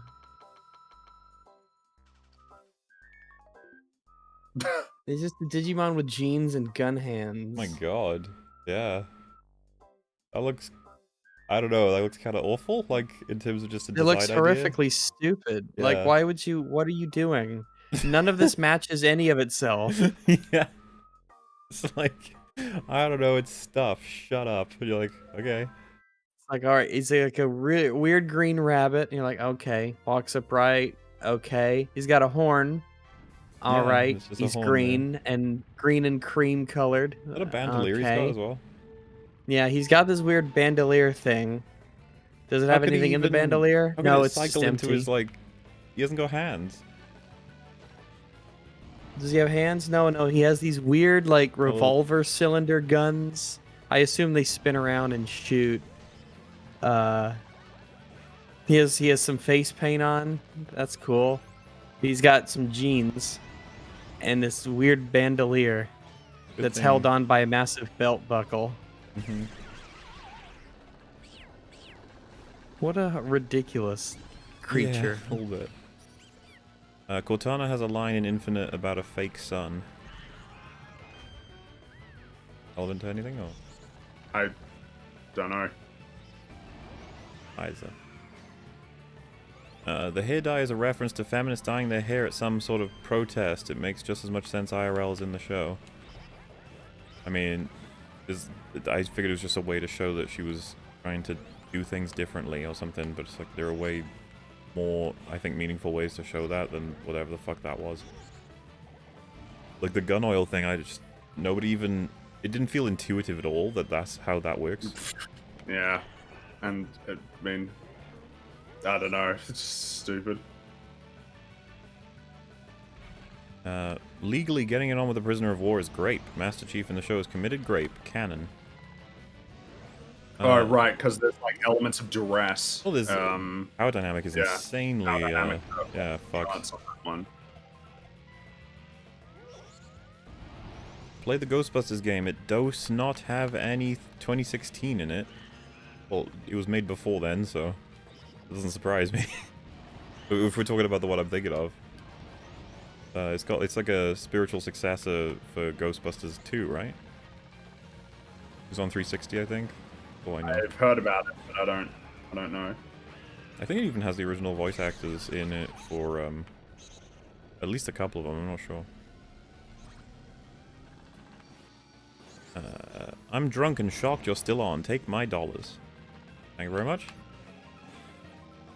I fell asleep while listening to you guys, and my dream was you guys talking about the Halo TV show. I can literally listen to EFAP in my sleep. Also, hi, Rags.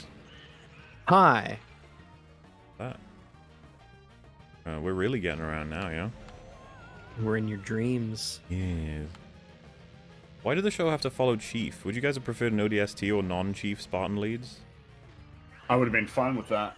Yeah, I would have been fine with that, considering it's not that you couldn't do a story with Chief as the protagonist, but his personality, if you're going to adapt it within the bounds of accuracy, he just isn't. Him alone probably wouldn't be a good idea, especially if you want to have it be dialogue heavy. If you want to have people talk to each other a lot, which for budgetary reasons might be, like, I understand, you can't have action sequences all the time, in crazy places all the time. So if you're gonna fill up a lot of the story with dialogue and world building aspects and building up characters, then you want to have someone there for him to bounce off of and communicate with, and so it's not just him. Or Hmm. you have Cortana do a whole lot of the talking or observations, which she wasn't in this much either. Cortana? But boy, Quan gets a lot of time, and the weird keys gets a lot of time. It's bizarre decisions all around. Do they hire writers indirectly through a company? I'm not 100% sure of how they, as it's commented on these days by Gary and some others, that directors and writers are like cast nowadays, almost. Like they're looking for... Yeah, the project begins and then you find them rather than someone coming to you with an idea and then they work on it. Unfortunate, but I mean, there's going to be an infinite supply because it's all like... Think of Michael Waldron, man. You're like, I get to write for Loki as a whole TV show for me, and then it does so well. They're like, we're kind of eyeing you up for if you can fix up Multiverse of Madness. Yeah. And he's like, oh my god, yeah. And then they're like, man, you're amazing. And he's like, I know. And then they're like, you can do Star Wars. And he's like, this is it. This is meritocracy. Oh. How could you say that? It's so offensive. Man, if he, like, his Star Wars movie, that's gonna be something else, isn't it? What if you put multiverse in it? Ooh, maybe. that sounds fun. It'll be like Omniverse, and we'll have Mario and Tobey Maguire jump in. So this was they just got put in the EFAP memes. That's so true. They can tell when they're watching me play this game. I randomly veer off the road, and they're just like, "Oh, he's reading."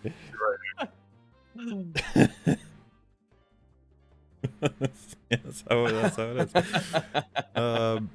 Type on your Google search bar "men can" and look at the search suggestions. All right, well, let's go to Google. Men can.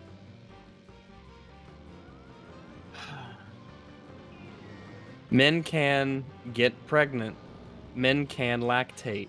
Men can menstruate. Men can breastfeed. Why is that all Men of the... can cry. Well, like, why wouldn't... I don't know. It feels like there would be more common questions or common searches than that. Yeah. But okay. That's not what I expected. No, that's not what I expected either. Sure they can. Yeah. You go for it.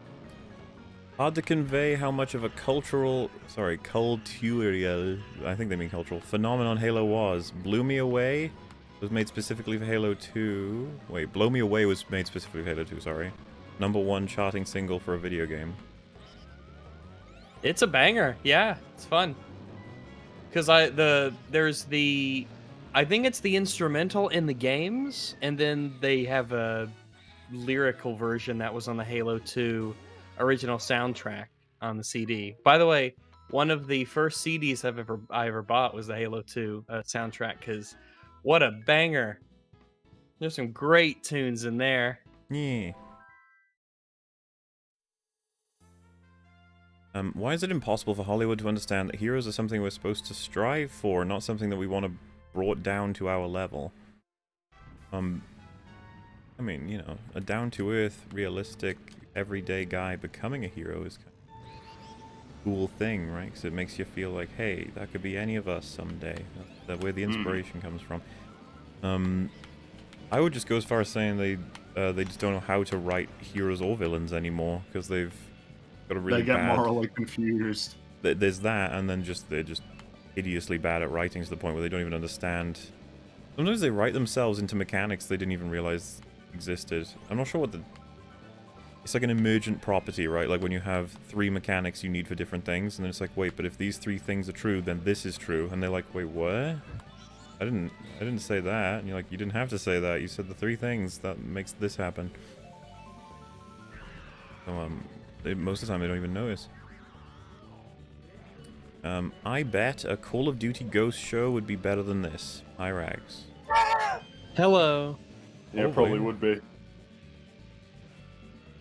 There are 3 Lovecraft-inspired segments in the Night Gallery from 1968, hosted by Rod Sterling. They're fun early adaptations. Also, hi, Rags and Fringy. Hello to you. I've not seen those, but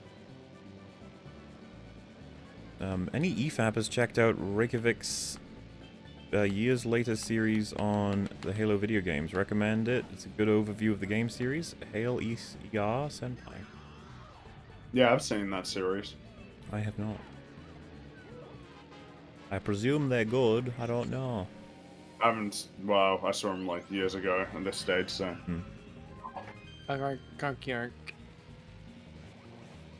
Why is his name Pingu when he's a friggin' penguin? Penguin.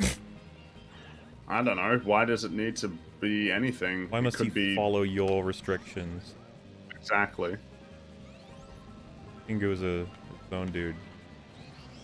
Yep, he's his own penguin. It would have been great if at the end of the season they told John Halo, we ran a test and the emotion suppressor was broken and hadn't worked for years. Turns out you're just a boring fuck. Like, but what was that euphoric moment I had when I was listening to music and stuff, and it's like, you're just crazy, John. Really crazy. Really crazy. You're hitting the head. Hey all, curious if any of y'all have played the Metro game series or read the books. Horrific, in my honest opinion. Have a great night. Hi, Rags. Hi. I played Last Light and I really liked it. I've not played any. Really good atmosphere. I played a bit of Last Light, but I've read Metro 2033. Well, listen to the audiobook. I thought it was great. I'm just enjoying that every time Fringy says Quan, it sounds like that flumpy Kryptonian creature, the Quarn. Also, hi, Rags. Hello. Say Quan, don't you? I don't think. Do you say Quarn? I think I say Quan. I don't say Quan. You've always said Quan. Yeah. However, that is it for the Halo EFAP Super Chats. Woohoo. Now, we'll do Streamlabs. Let us grab them. The first one is, why can't Metroid crawl? A good question. Perhaps we will discover the answer to it one day. Why do people think Fringy is a Tonberry? Tonberries don't have beaks, and they're not even birds either. That's a good point. Yeah. I'm not a bird. Also, bonjour to Rags. Oh, bonjour. And the Australian green broadbill bird.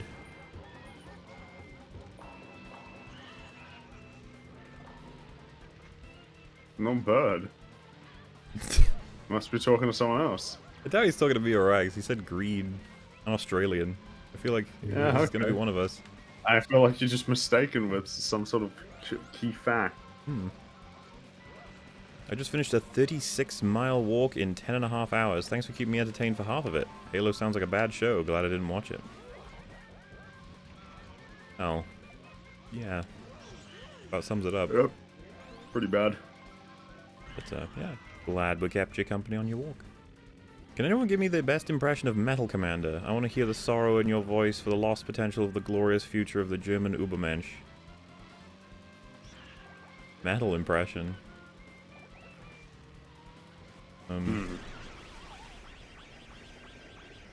It's mainly just like a sense of pure despair and disappointment constantly.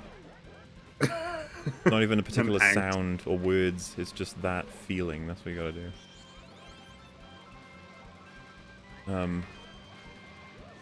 Yeah, I don't even know where I begin trying to sound like metal. Actually, You got any suggestions, anybody? I don't. That's a tough one. Rags, do you want us to try and sound like Mel? Sound like... I'm thinking, like, what the strategy here is for my mouth. Mm-hmm. Sound like metal. Hello, my name is Metal. No, that's wrong. Because like I feel like it's a voice that I have to try for. Yeah, A little bit. Because he has a Yeah. little bit of an accent. You have to like it's like you're sculpting something and you have to work at it. You can't just do it. You've got. It's as not a like problem, an Arnold Schwarzenegger. It's you know? like you're trying to turn the dial on accent, and it goes from 0 to 1, and 1's already too much. So you're like, no, I need something in between. Yeah, because he's got a tough one to do because it's not like it's distinctive like everyone's voice is, but it isn't like, oh, I'd recognize that voice anywhere kind of voice, you know? It's yeah, that's tough because he has a little bit of an accent, Yeah, he does. but definitely. it isn't too strong. Like you wouldn't even know that he was German, but you know that he was from someplace else. I think people guess Yeah, he's it's really hard to European. do. Yeah, I'd have to I really fiddle around with it and play around with trying to nail the voice because I think he's got a really tough one to I to think emulate. you've made progress quite a bit already, though. I can smell the metal in that voice. That's great. Tough one though, it really is. Can anyone just tell Mel to get a better voice so we can impersonate it easier? Okay. Alright. You have a more stereotypical voice.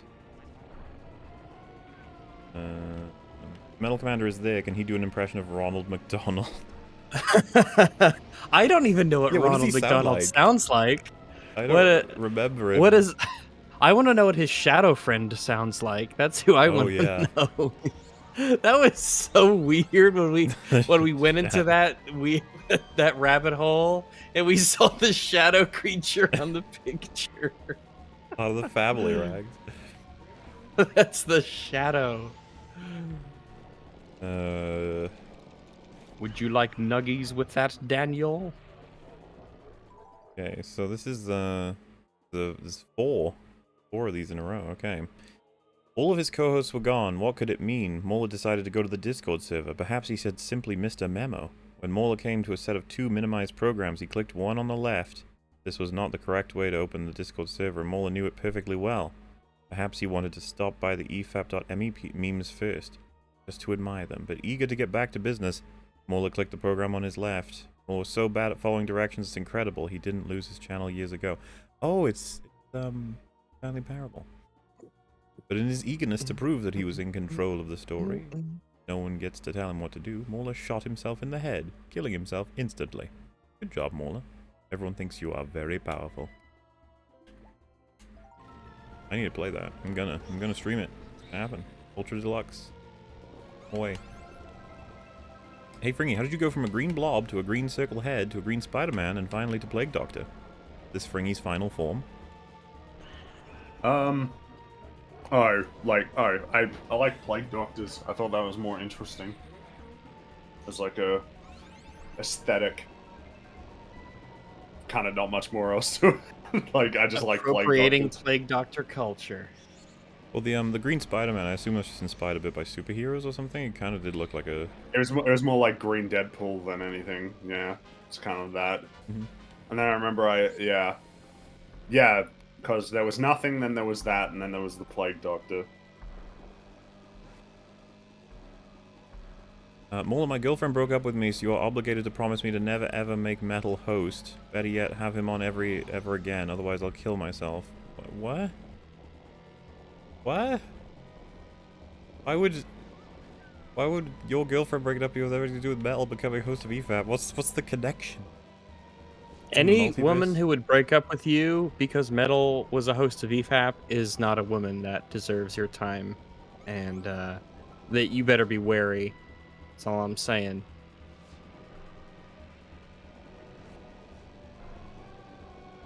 Yes, make Jay host. Oh, and do a Better Call Saul stream. Some tisms, but I fucking love it. I don't think that's gonna happen. Nor is Jay gonna become a host. Jay's busy, okay? Jay's making videos. None of us make videos. Except for the ones we make. to say. Yeah.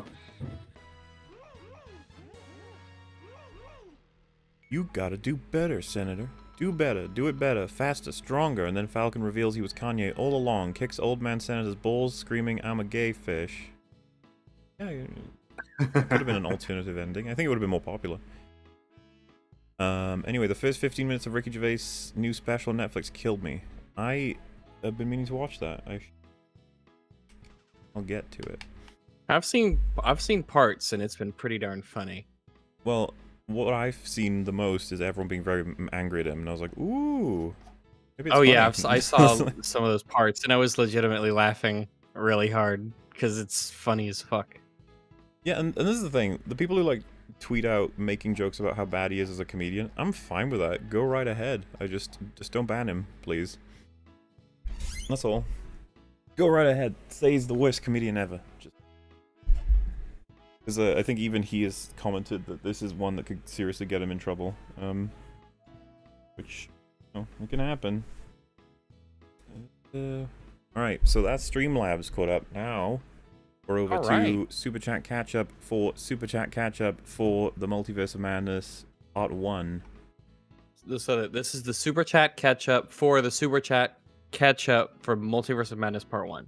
Yeah, so we did Multiverse of Madness Part 1, and then we did a catch-up stream to catch up with some stuff, including that, and we didn't manage to catch up with the ones that came in on that stream while we were catching up. I figured that was what it meant, yeah.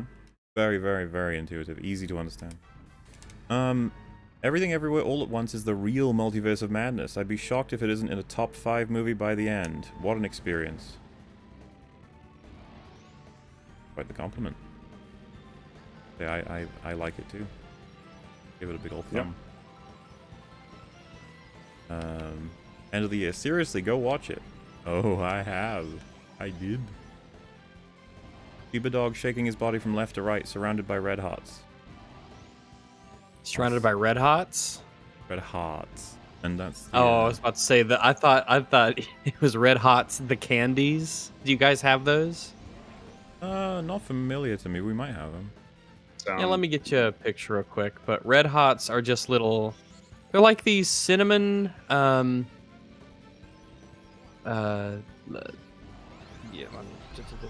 Copy image. I don't really care for them too much, but they're just these little cinnamon candies that are kind of hot. Like, I know about those actually. Yeah. Oh, yeah, that seems familiar. Oh. Me dancing around red hots is like, well, yeah, I could. I just didn't know where the reference of red hots came from. In Mother, during the opening montage, you can see one baby thrashing at the bunny toy, but the next kid is playing with it. Nice little foreshadowing. There's a couple of clues that the collection of sort of imagery we see, like with the kid growing up, that there's a couple of quick clues that it's not the same kid as the clips go by. I am quite fond of that movie. There's a couple of clever stuff and things. Yeah. Hello from Texas. Have you guys seen Dune? Thoughts?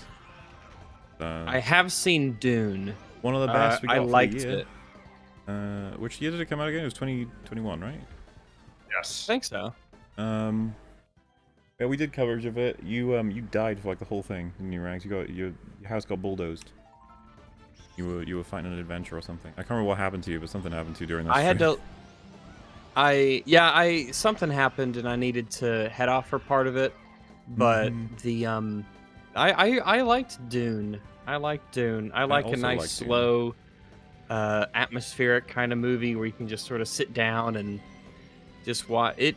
Kind of like Avatar in a way, you know, where you just want to sit down and watch this place, this alien place, and people kind of being in it. You know, it had this, it had that kind of feel to it, and I liked it. Yeah. Anything you want to add, Fringy, about the movie? Not really. No, I like it. Well. Also, I'm a commercial electrician. It makes me actually angry to hear Hassan call himself working class. I can actually die at my job. Hey, so can he. Hey, he could choke on a nuggie. Yeah. And what if he's not allowed to play a video and he starves? What is he? What is That's that? true. That's true. He could die. That's not what he's supposed to do. Been replaying God of War 1. Holds up very well for its age. It's like I think I remember feeling it's the clunkiest of the trilogy when I replayed them, but I still quite like the charm of all of God of War. It's they're fun. Hello, chaps. I've gotten into Tism on Twitter over Starkiller Base. It went from that to the Episode 9 Star Destroyers and Beacons to the Star ST as a whole. Fuck my life. Oh no. Don't want to be caught on Twitter talking about the sequel trilogy forever. That's no good. Memory's broken, the truth goes unspoken. I've even forgotten my name. Don't know the season or what is the reason. I'm standing here holding my blade. Assuming these are lyrics, I don't know. That's Metal Gear Rising. Ah. The way that you say it, like it's a limerick or a Dr. Seuss rhyme. I'm imagining it in the game like that. It's when you fight Sam. It's one of the cool. I mean, all the boss fights are cool, but that's one of the coolest boss fights in the game. They might have changed some of the lyrics, though. I don't know. I just recognize some of them. Hey, EFAP gang. Should humanity try contacting potential alien civilizations, or should we just quietly observe the galaxy? Well, because the Dark made a cool video on that, the Dark Forest. You want to say anything else, or? So the premise is that that when you're imagine you're like the species sort of here traveling through this crazy cosmos. It seems really quiet. The reason why is because maybe the civilizations that were louder didn't last very long. Because when you encounter someone else in the Dark Forest and you don't know anything about their intentions, it might just be safer to shoot first. And so it's basically the idea is, if we like encounter aliens, maybe it might be a good idea to not make ourselves super well known, because just because of the nature of how big the galaxy is and how unknowable the intentions of other species or civilizations may be, it'd be very scary to make yourself known and call attention to yourself. There might, because just of the existential threat that could be posed due to technological differences between civilizations and how long it takes for them to communicate and how long, essentially I know what you're talking about. It's when you're in Age of Empires and you walk out too far and you bump into barbarians and then they come back to your civilization destroyed and you're like, if only I hadn't explored too far to the right, I would have been fine. Yeah, you know, it's like, well, you've brought yourself into the equation.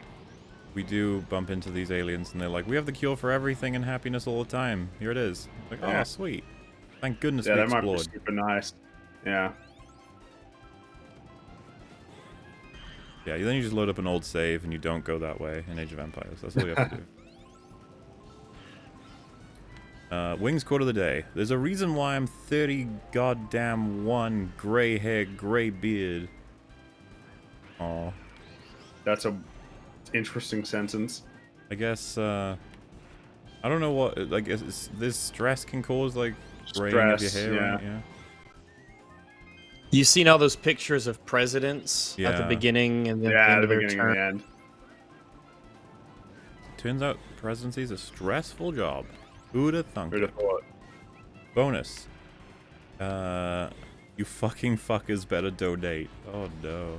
Fucking fuckers better donate. Oh my god. Bringy, thoughts on Roe v. Wade? No. Not get anything. Reference to Maxor of the day. In this adventure, you play as the famous video game protagonist Elden John, as he undergoes many trials and tribulations on his quest to fight the entire Catholic Church and kill God. That does kind of describe Elden Ring,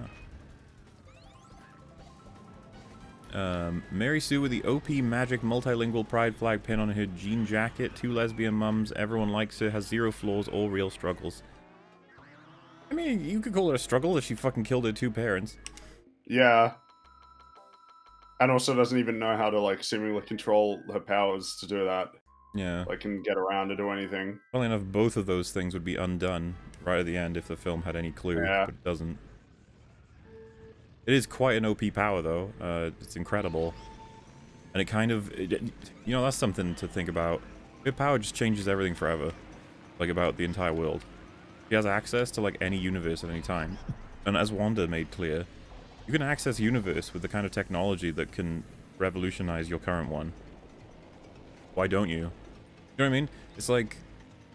when we pose questions like, oh, if you went back in time to when YouTube started, what kind of videos would you make? It's like, bro, if I went back in time to then, my responsibilities as a human being to let everyone know about all the horrible events that are about to happen and how to prepare for them. It's almost like the weight of that on your shoulders / brain would be so intense that you'd probably fucking go insane. So like, do I need to go and try and convince the government that I'm from the future so I can warn them of as many natural disasters that I can maybe remember? Or different mistakes that are made in relation to maybe policy, as best I can describe them, you know what I mean? Mm-hmm. He has the ability to open up portals to universes with infinite food. So... Yeah. After all, it seems to be free in most universes, apparently. I mean, it means she's been to at least one that has infinite food, and she can get there at will. Like, man, Yeah. I didn't even think about how much that fucks everything up all over again. None of them have to think about that, because they're all too stupid. Did I mention Multiverse of Madness is not very good? I don't think so. Yeah, a lot of people think it's pretty good, but yeah.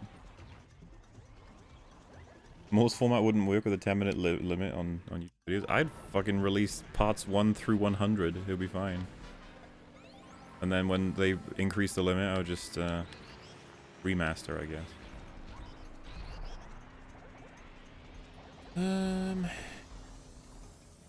50% of pineapples now contain larger amounts of cocaine. How, if at all, does this change the pineapple on pizza question? You saying pineapples have trace amounts of cocaine? Apparently they contain 50% of pineapples now have larger amounts of cocaine. What they're saying. It can't be any appreciable amount. I would assume not. So I don't think it changes the question in any way that's meaningful.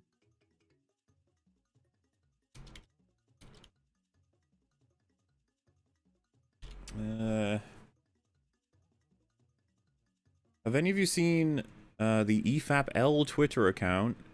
And if you have, are you willing to talk to them about their problems with you? Bro, it's fucking Twitter.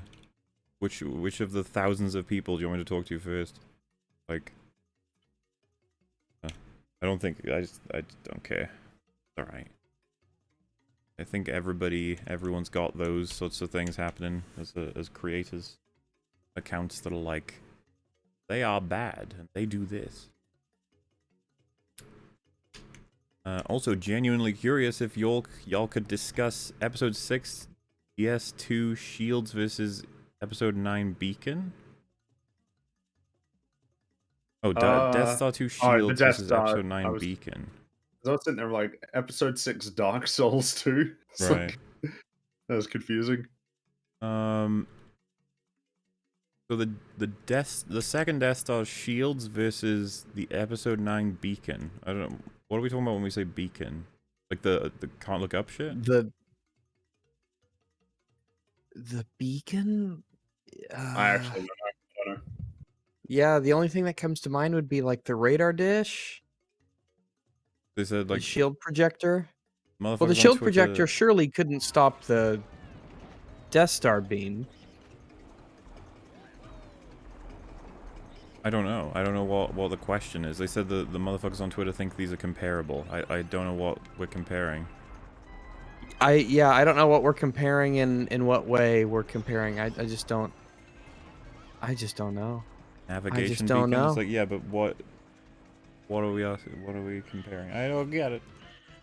The thing that tells ships to go up. confused. So how does that relate to the Death Star 2's shields? I don't understand.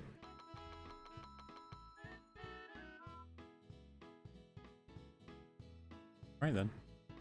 Doctor Strange should have used fluoroantimonic acid. It's up to 20 quintillion times stronger than 100% sulfuric acid.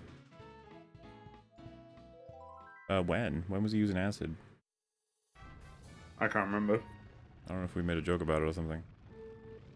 Oh, we made a joke about, well, I did, about changing the composition of things at will. Can you just change what's inside you to acid and stuff?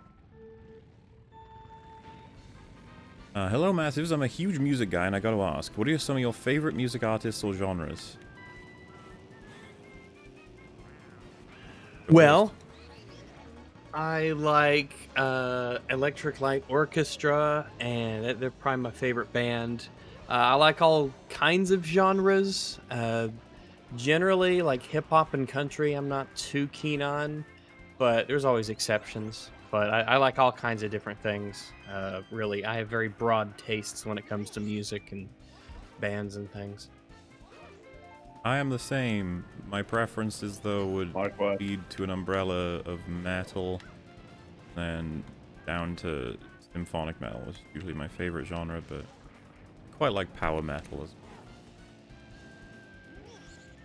But I'm very much happy to listen to basically any genre.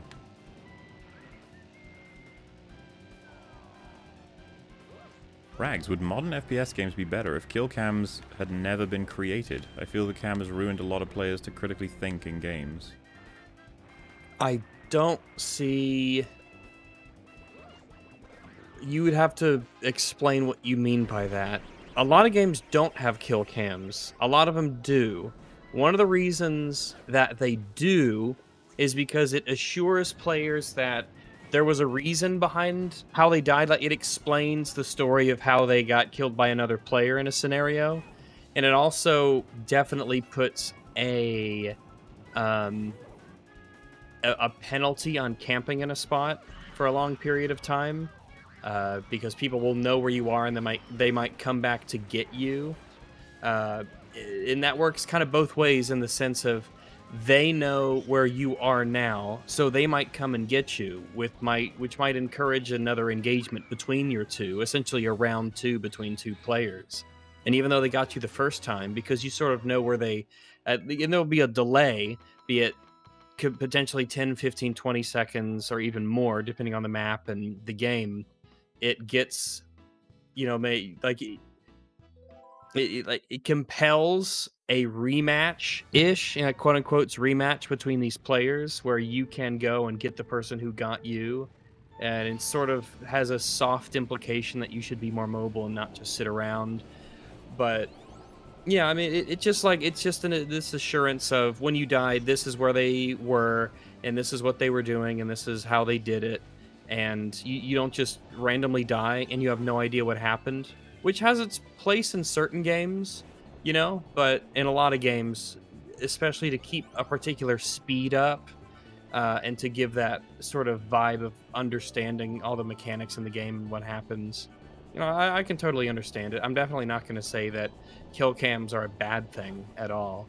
Because I know it happens all the time where if I get killed by someone and they're just sitting someplace or they're sniping in a window or a tower or someplace in the map, then I'll be like, yeah, I'm going to go get you. If you're just going to sit there, then I'm just going to go back and get you. Or I'm just going to swap to a sniper and I'm going to snipe you and then carry on with my day, if that's what you're going to do. And I expect whenever I kill someone that they've spectated me or not spectated, but they saw what I was doing. So they might have they might have an incentive to come back and get me, which keeps me on my toes and keeps me alert. Yeah, I would need to hear the argument for why it's made everything worse. Not 100% Yeah, it would be interesting and to have it in some games that don't have it. I know that like DayZ is a good example of it would be interesting to know sometimes when I die, who was it from? What were they using? Where were they? Like, should I have seen them and I didn't? Or were they legitimately hiding in a particular spot? Just things like that. It'd be curious, but I wouldn't say it should be in that game. But, it would definitely change the dynamic of some games. And it's generally associated with a more hardcore kind of experience. But Yeah, I think it works generally well in games where it is and games where it isn't. It's just another mechanic in games that is there for you to use. Am I the only one that thought the scary parts weren't... We've been talking about Wanda doing the spooky things, like climbing through the gong or whatever. I mean, I recognized it as a spooky thing, but it didn't scare me. I was too busy being upset to be scared, honestly. Day 3 of reciting Maxwell's Bloodborne video to get you to watch it. Side note, he has a video on Elden Ring. I don't just love it 3000, I love it 1.2 billion. Also high rags. Hello. For the first Transformers, I had to go to Transformers school. Michael Bay, a quote I found while researching for my critique of said movie. You had to go to Transformers school? Does he mean, like, watch the original show? Or? Maybe he's like an electrician. He has to go to Transformers school.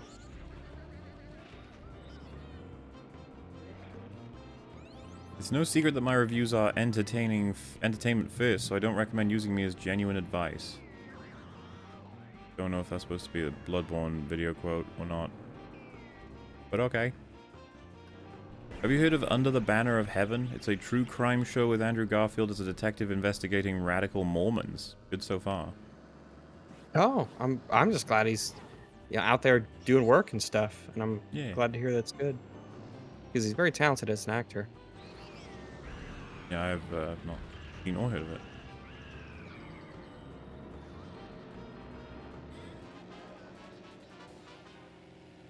However, most people can't play this game ever because you have to buy a $400 magical box sold by the wizard, Sony, in order to experience it.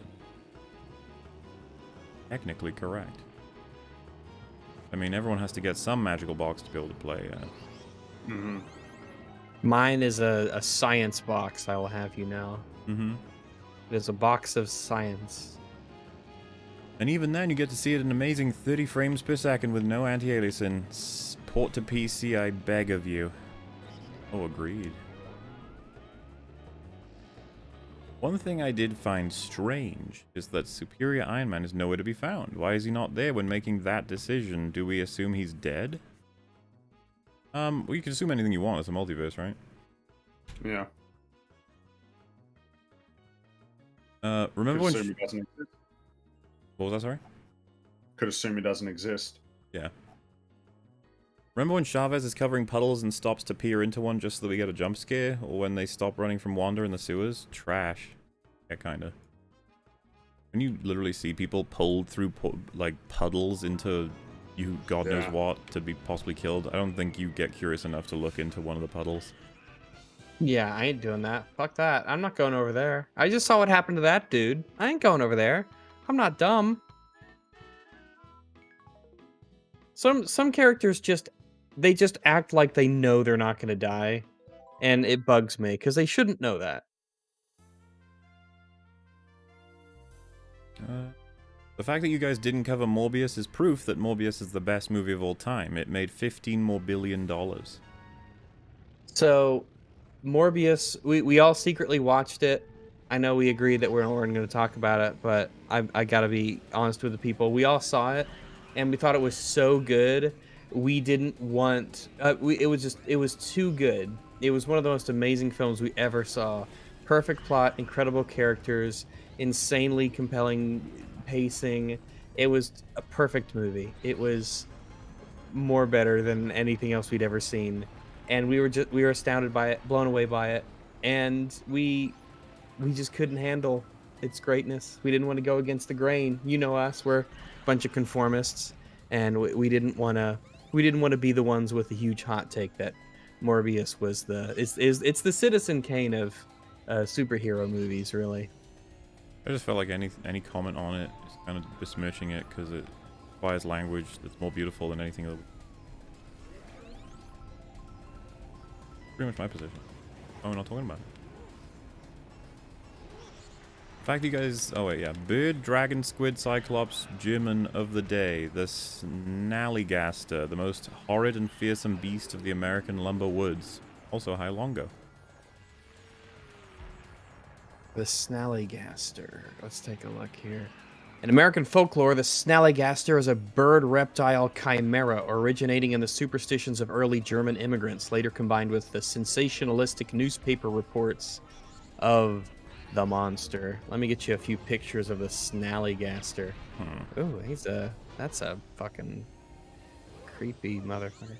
Let me get a good... It's because a lot of these are just small. Let me see if this copies properly. Oh boy. Yeah, it's like, it's got this beak and... It's got this beak, kind of like Fringy, but different. And it's one massive eye and these tentacles that are all coming out of the mouth, and it's like all like skin. Yeah, it looks nasty. Sure, he's friendly.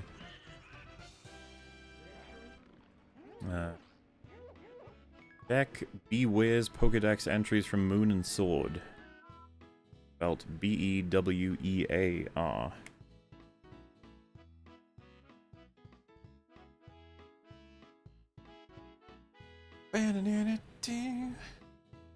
Yeah, Anakin would hate dry desert. Would fortunate.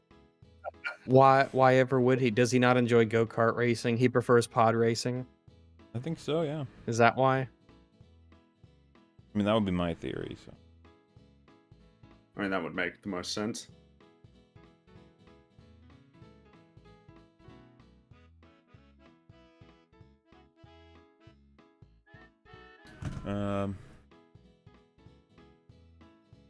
Are you giving it a look-see by any chance? Oh, sorry. Could you say that one more time? Yeah, is it? What? Look up the Beware is what it's called. The Beware. No, just Beware. And they're looking for the Beware. entries from Moon and Sword. Can you give me the spelling for it? B-E-W-E-A-R. Ah, here we go. Beware, and I got PokemonDB.net. It has all of the Pokédex entries. All right. Oh my god. Oh my goodness. Okay. So first off, I'm going to show you a picture of it. All right. Before, it's very important. This is what it is. Oh, This it's like a is friendly him. bear. He looks like a very wonderful, friendly bear, right? Okay. Cutie. So, here are the Pokédex entries. This Pokemon has the habit of hugging its companions. I feel like we've done this one before, though. Many trainers have left this world after their spines were squashed by its hug. That does not sound familiar to me. It waves its hands wildly in intimidation and warning. Life is over for anyone who doesn't run away as fast as possible. Again, I ask, why did they write this way? Is there a reason? Presented.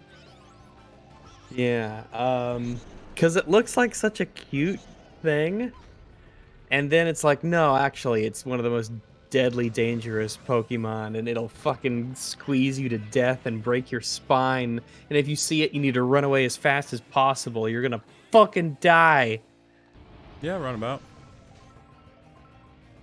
Maybe it would be a happy way to go because he's so chill and cute. Embrace him. Today is Wednesday, May 11th, 2022. 14 days late. Hey, that's one of the best sort of things we've had in a while. 14 days late. Right on time. 5 hour and 55 minute stream. Thanks, Mauler. Are you saying that sarcastically? So like 5 hours and 55 minutes is not a long stream? I think that's what we did for the first Doctor Strange one. Still long. Bastards. Still long. 5 hours, is that it? Is that all you can conjure? Instead of wasting money on MOM, Jack Sparrow showed it to me for free. Hey, he's a neat guy. He shows a lot of people movies for free. Sad to say, my favorite childhood book series is getting wokeified in the Disney Plus series, and while fans are wrong to go after actors, the casting is diverse for the sake of diversity. Percy Jackson dead. Is there a Percy Jackson series coming out? I don't know. I don't know anything about Percy Jackson myself, but sounds like it could activate a memory of sorts, but I can't remember. I haven't got any more books. detail. There were books and movies. I never read the books or saw the movies, but they were a thing. They were. Hey, hey crew, if all the crows in the world were replaced by the Pokemon Murkrow and Honchkrow, do you think the world could handle it? Or would it be like the Australian Ostrich War all over again? Appreciate you all massively. Murkrow and Honchkrow? Yeah. Let me take a look. Murkrow. Murkrow. And copy image. This is a Murkrow. This one seems familiar. And let me go into that evolves into. Surely there's a little button I can press. It's like a broom tail and a witch's hat, kind of. It kind of does, yeah. Maybe it casts And here's spells. Honchkrow. They don't seem intimidating. Yeah, as long as they're chill, humans are gonna be fine with it. Well, let me take a look at the Pokédex. Uh-oh. I'm sure we're gonna get something. Let's go here. Let me PokemonDB.net. Wow. He's in gold and silver. That's where it came from. I will. It's feared and loathed as the alleged bearer of ill fortune. So it's supposed to be like, supposedly it brings misfortune, like a black cat crossing your path. It is believed that seeing this Pokemon at night will bring about ominous occurrences. So okay, now let me look at Honchkrow. It is merciless by nature. It may.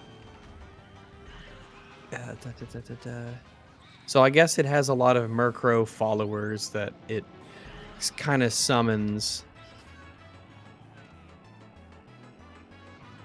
If its Murkrow cronies fail to catch food for it, or if it feels they have betrayed it, it will hunt them down wherever they are and punish them.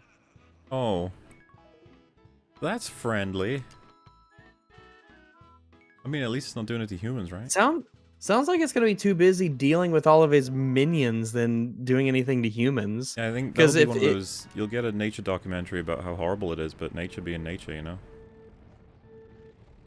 It says it idles its time away, grooming itself in its nest. Yeah, it doesn't seem particularly dangerous. I think we will opt to coexist until they make that not Yeah. an option. DS2 bad. Yeah, both DS2s are bad. So here's the deal. You can remake the Star Wars sequels and prequels however you wish, but you must include Jar Jar with his dialogue, style, voice, and character intact as a prominent side character in all 9 movies. Do you dare? Yeah, why not? That'd be fun. Yeah, we can make it work. Even if we can't make him work with all those, like, restrictions, make everything else work. Because, remember, he was like a senator and everything. Episode 1 Jar Jar is not the only Jar Jar. Yeah, well, that's the thing. We can give him an arc, surely. We'd be allowed to do that. We can like, the prequels would be his rise to thinking he's a hero from this lowly, sort of punished, I forget the Gungan in the city, who's like a clown. And he gets all his opportunities to actually make a difference, but then he comes to realize that difference probably the worst that the universe could have experienced. I have to work on that, you know, right through it. But yeah, I'd be up for that. Start an Arnie movies arc with Conan the Barber. Watch the remake and then watch Arnie's version. If Ozzy was real, then why is it not in Metal Gear Revengeance? We'll see, it's lucky that Fringy's not currently here. That's clearly a question he'd never be able to answer. have to fumble, you know. But yeah, I mean, we could do an Arnie arc maybe of some kind. A couple of movies. Arnie arc. Did you ever see Around the Wheels in 80 Days? No, I did not. Is that the one with Jackie Chan? Yeah, Steve Coogan and Jackie Chan. Fucking Arnie shows up in it as a cameo. Bizarre, but kind of hilarious.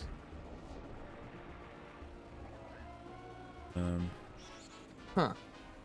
See anime Fist of the North Star and JoJo's Circus. I've heard of Fist of the North Star before. But I've heard of it. I don't know what it is. People saying Multiverse of Madness is broken because Sam Raimi have clearly never seen any of his movies. Aspiring filmmakers study them for a reason. Spider-Man 3 is still a functional movie. What a bizarre defense. Hail. People saying it's broken because Sam Raimi. I don't know anybody saying... If anything, most people are saying that he's responsible for one of the good pieces in that film. To be fair, there's a lot of complementary visuals that match a lot of the style he's had in other movies, so I'm willing to believe it is him for a lot of it. But I don't think he managed to fix the writing if he had a hand in it at all. Halloween is shepherd's pie, where Mr. Fantastic is spaghetti bolognese. Shad. I'm not sure I fully understand, but I don't necessarily disagree. Why are you always driving that plant when I catch a stream? Because it gives me access to all the special items. If I play as anyone else, I don't get all the variety. Take your issues with the makers of this game, not I. Mula quieres unos tacos dos de adobada. Sí. Very true. Very true. Tengo cuatro de pollo y pasto para el rags y nada para el pajaro verde la fringy. I heard Fringy's Verde green. was Fringy. What was that? Verde is green. How friendly, and I totally agree with whatever that is that they may have said. Absolutely. I'd watch a video where Maul was sent on a large-scale mission to quietly kill young Force sensitives to think the future Jedi in the future Jedi ranks. Could be cool, would be edgy. I don't know. But Fringy, it doesn't matter that Peter Parker lost everything, because until that happened, he was still Iron Boy. Right. Okay. Hail chat. Hi Rags. Hi. Multiverse of Madness essentially contradicts Infinity War by having Strange use the Darkhold against Thanos. There was another way, and it was not addressed why he never considered it. Story paradox. To be fair, we have to assume that he knows what the Darkhold is, but he didn't know where it was. At that point, Agatha Harkness had it. I'm allowing that to happen. Though it probably should have been brought up, I guess, right? Suppose it should have, but they hadn't written that yet. No, and I guess, from being really good faith, it would be... There is a Darkhold. You could use that, but I don't know where it is. Like, do you have any idea where it is? No. That's it then. Do we treat Dog Rag as white person or minority? Well, I don't think dogs are minorities, are they? Loads of them. I don't know. I never thought about it. I guess it's just not my mentality, you know? It's not really how I see myself, and it's not how I want to be seen by other people. Rags is rags. There's only one of me, and I guess that makes me quite a minority, because I'm the only one, but yeah, I just don't really think about myself that way. For more love for him talking to me to sleep every night, I've listened to your Star Wars vids probably 100 times now. Nice. Oh, glad you have fun. Where's my fucking silver mine? You don't know what this is referencing? Nope. Alright then. Few things. Any tips for doing essay response videos? That's the first one. I mean, pretty broad, kind of the stuff we were talking about earlier, I guess. Reapply. They respond. Suppose so, yeah. Just try and be clear on what your point's going to be. Make sure all the information you present is relevant to it, and then redraft to see if the earlier portions you've learned something along the way that needs to be addressed earlier, and structure it so that it's very easy to follow for those who haven't consumed all the required materials, I guess. How is quality objective if the amount of flaw that makes something bad is subjective? The amount of flaw that makes something bad. That's not necessarily subjective. I mean, that's what essentially, like analyzing something objectively and is determining how much bad stuff there is. Yeah, like we part of just it. try to opt for like percentages, right? Like if we get to the point where every scene is fucked, it's like, well, this is just catastrophic. But if it's like half and half, like No Way Home-ish, it's like, well, you know, this is like, looks like it's looking to be, like, there's lots of things to compliment, lots of things not to. We try, like, we don't actually write it down, tally it up, and percentage it out in terms of, like, time code versus flaw impact, or actually, like, create literal strings and threads, and then cut them or stretch them to accord with what we've gotten from the narrative to look at what we end up with or something like that. But yeah, we just try and do it. So, because like when we said what we would give Doctor Strange, I don't know if you guys remember, but like I think when did somebody say? Oh no, sorry, Halo, right? So I think somebody started with 3, right? Somebody gave it a 3. Someone said 3. Some I said think- 2. Yeah, And I, Someone said chat, 3. like- I think someone said I saw chat and they were all gunning for like from 0 to 1 to 2 to 3. That seemed to be where everyone was at. And to me, that's indicative of the fact that we're all struggling to see exactly where the number lies from all the references we just had, but we know the region. yeah, it's the final score. I mean, a 1 to 10 systems, it's fine for its own little purposes. Just a quick sort of, oh yeah, something out of 10 for simplicity's sake. But it's more important to get all of the reasons why something's bad instead of the final score for it, because I don't even know if there's a real way to determine what the score is at the end. Yeah, it's we really sort of done for just- partial expediency and convenience. Yeah, that's literally it. It's going to be like the least accurate and least useful thing, but it's the most like straightforward in terms of getting you a perspective.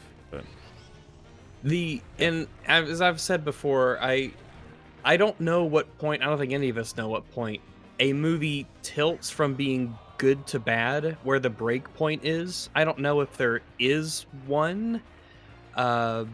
It's a lot harder to define once you get into the 4 to 6 region of general, you know, where does this fall? Is this a 4? Is this a 5? Is this a 6? It gets really tough to say, but what's more important is getting all of the details along the way instead of even saying at the end, is this a good or a bad film? That's almost just like as a result of all of these flaws that we found, which we do believe to be objectively true. Therefore, where does it sort of settle on a scale of good to bad? yeah, and it's almost to put it on our shelf and move on. Be like, where's this going? It's like, it's around here. It'll mostly be remembered that way. It's just a bit of a shorthand, satisfying way to conclude all of the hours of all of the references that presumably we would hope you got that, and so you can understand what we're good at. Number 3, talk about Room and the Remains of the Day. Hi, Ragamuffins. Hello. Have I shown either of those to you, Rags? I've seen. Oh, No. What are you bringing? yeah, I've seen What Remains of the Day, but I haven't seen Room. That's one that we should begin to make you both watch it. It's very good. But yeah, Remains of the Day, I think, Rags, you'd quite like that, I think. It's one of my favorite Anthony Hopkins films. Already know that you're in for a good bit of acting. As for us talking about them, probably not going to happen, but I wouldn't rule out a video someday. While I think y'all are right about what WandaVision was going for, I got the impression they were villains at the end. I mean, obviously, right? Monica is the antagonist of the Marvels, right? Is she? No way. I was gonna say, that's the first I've heard of that. No, I'm pretty sure they're just memeing. Well, yeah, so... WandaVision's opinion of Wanda by the end seems representative through Monica. Which is that she gave up a lot so that these people could have their lives back, and they'll never understand that. Which is insane. And I feel bad for whoever wrote it. My boys, have any of y'all watched the new show by Alpha Boosa? It's the same guys who made TTS. The dialogue is awesome, so if you got a chance to check it out, Aka Fringo.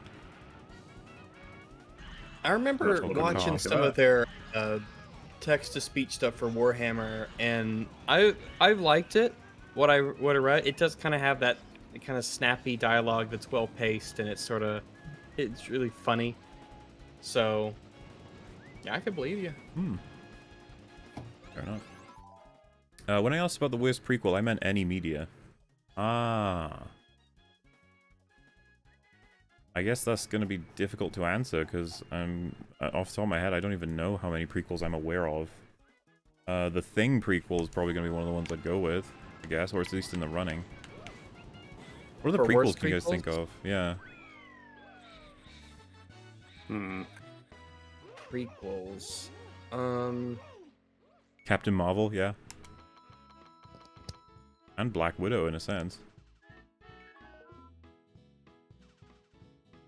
Yeah, I guess. Prometheus, So this is yeah.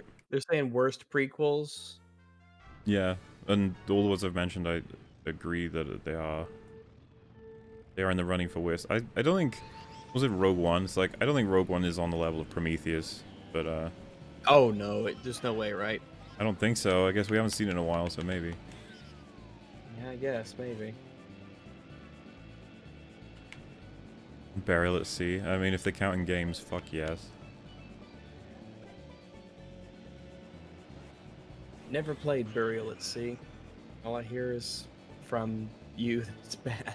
If ever I was like to make some kind of Bioshock Infinite video, I would actually really want you to like record a let's play or stream playing Burial at Sea, like just to have your commentary on top of everything that happens in that DLC, to know what you think of it. Same for Fringy. We can all share in the despair. So yeah, I don't know, that's a good selection, I guess. Alien vs. Predator 1 and 2, are they prequels? I guess they're prequels to the Alien movies. Yeah, well, but they're not in the timeline, are they? I don't remember if they argue that they are or not. I have no idea. I don't think they have any idea when they made it. Yeah.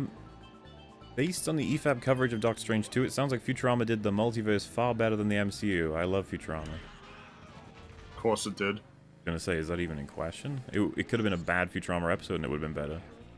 Mm-hmm. Legion does the mentally distressed hero better. I wouldn't say it's good, but at least it puts some effort and has no Marvel feel to it. Oh yeah. Because I haven't seen it. However, that does not excuse her turn at the beginning of MOM. There are numerous things between the show and the movie that aren't accounted for, thanks. Yeah, agreed. It feels like there were two projects that were vaguely aware of each other's existence, but hadn't talked. Which turns out very likely the case. It's my birthday. Hello, Rags. All a heart. Hello. Happy birthday. Good for you. Congratulations. You did it. Appreciate you all, Mola Heart. So cute and nice. I'd like to remind you all that the Illuminati's motivation to kill Strange is what led to the second Civil War in the comics. There was a mutant that could predict the future, and you can guess the rest. Yeah, it was Minority Report stuff.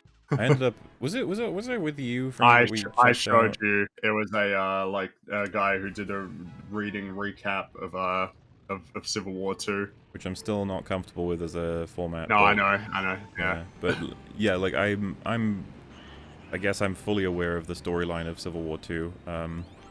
What a fucking disaster. If they tried that in the movies, there's no way anybody sides with Captain Marvel. Just no way. Of course not. It's a really bad, like, I feel like Minority Report has ended that conversation. Like, this... do you really want to try this again? Like, it doesn't... You can't. You can't. Mm-hmm. Well, just you would have... It's kind of the problem is, like, you presented... Like, one side is so obviously wrong that it's not a meaningful, like, debate. Well, it's like we were talking when we watched Moon Knight, and they had that weird Amont judgment thing. Yeah, you're right. Like, that's Minority Report as well. is always what you say, like, oh, this is like Minority Report. That's the go-to for that thing. Yeah, that really not good thing where people yeah, get that really not good thing. Done. Yeah. No one says, oh, like Minority Report in a good way.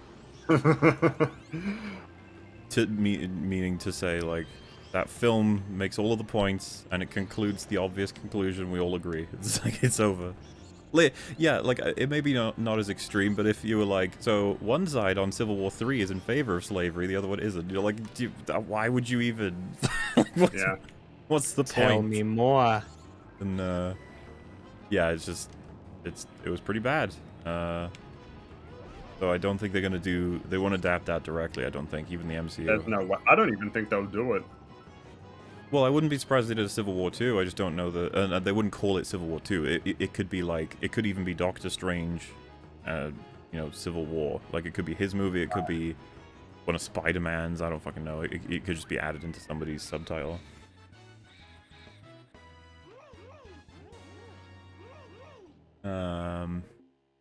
Also, really weird that they chose to put Captain Marvel on that side. I don't know. Like, I'm not saying because like, character-wise, I don't fucking know where she would land, but I don't know what heroes I would think would go on the Minority Report side, but yeah, you know what? I just had a series of thoughts all at once where I was just like, who the fuck would I put on that side?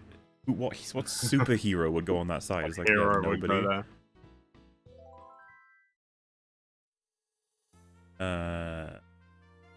So this is a 4 in a row. Watching Doctor Strange 2 was the worst cinema experience I've ever had. Not because of the movie, although it certainly didn't help, but because I was sitting next to a group of consumers. Whilst I disliked the movie early on, sitting next to them was wooing at every single reference and wowing at anything that wasn't just a little bit cool, made me despise the movie.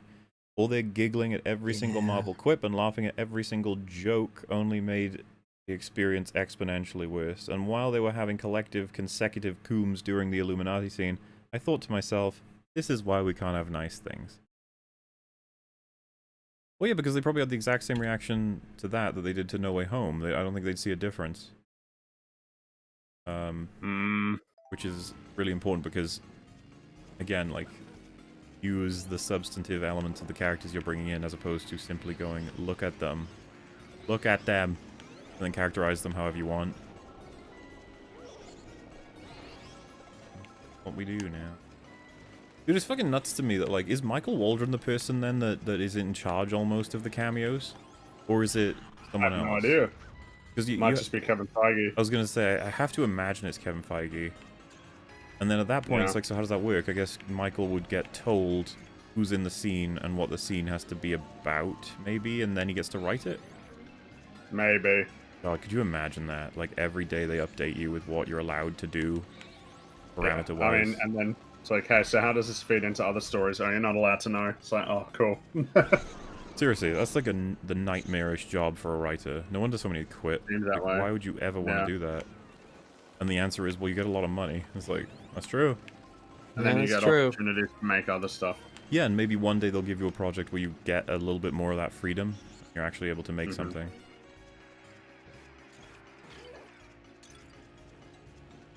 Doctor Strange 1978, watch when? Didn't even know that existed. Is that like a Marvel thing as well, or is it just coincidentally called Doctor Strange? I have no idea.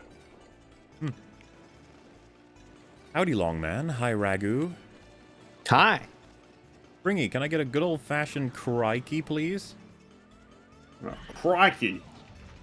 Recently, I started rewatching... The Godfather Part 1, and was wondering what you lads think of the trilogy. IMO, it's second only to Lord of the Rings. Hi, Mootle. I have never seen any of the Godfather movies. I've only seen the first one. I didn't see 2 or 3. I have the generic opinion. First 2 are excellent. Third one is garbage. But That's what I hear. Yeah, so. As for it being the runner-up to like Lord of the Rings for best trilogy, maybe. Quite possibly. I don't know, maybe Indiana Jones could compete, maybe, you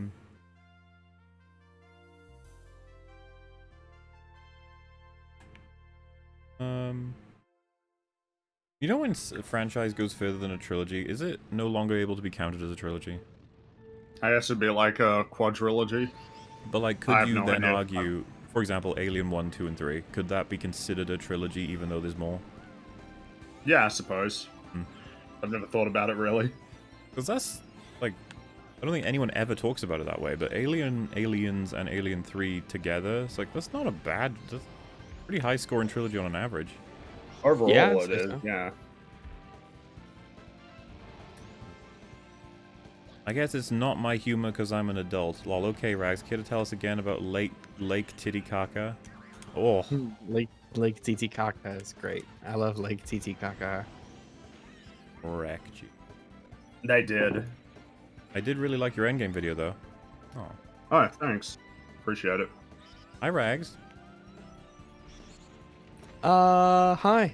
Is the Multiverse of Madness the final nail in the MCU coffin? Nothing matters anymore because across to infinite multiverses? Yeah. Final nail for now. Be another one. He'll keep going. Yep. I'm so excited for Thor Love and Thunder. Have you seen the trailer for that yet, Rags? The new one? I haven't seen the new one.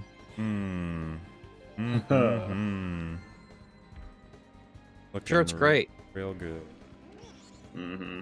I don't recommend a gaming laptop. The heat/lack of airflow messes it up fast. I spent $1,300 on MSI and regret it. Can you make a desktop PC work? Sorry, you can make a desktop PC work. But I'm assuming when people gun for a laptop, it's because they can't get the desktop readily. Was this is this today or was this the other one? Because I think I remember someone asking like, "Oh, should I get a Steam Deck?" And I think we just said like, "Get a laptop if you want portability." That's probably around about the right time. This was 14 days ago. Right. This is the thing. A Steam Deck, a laptop, or a desktop, they could all be the correct answer depending on your circumstances. Yep. Pretty much. We can only do the best we can with the info you give us. Is there a Canada Chavez? Nice. There's one for every country. If you could have one non-magic book from fiction, which would it be? One non-magic book from fiction.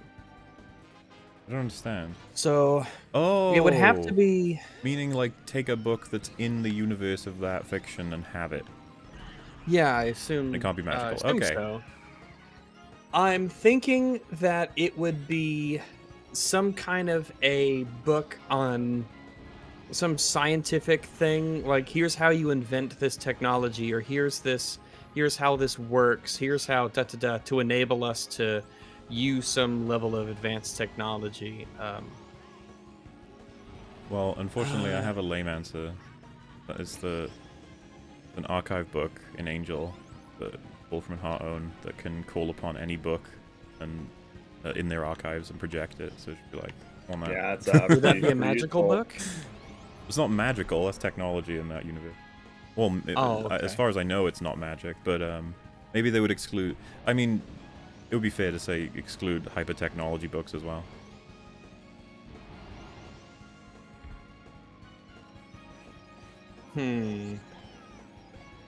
Yeah, I can't think of any specifically. Well, their But suggestions there's got to be universes full of, all the universes would be full of books. So I would probably want to get one that explains or highlights the way that certain technological advances are done, that has like mathematical formulas and things of that nature, so that we could have, space travel, things of that nature. Bible from the Cars universe. That would be pretty be an funny. interesting one. Oh, that's funny. This suggestion was the Orange Catholic Bible from Dune.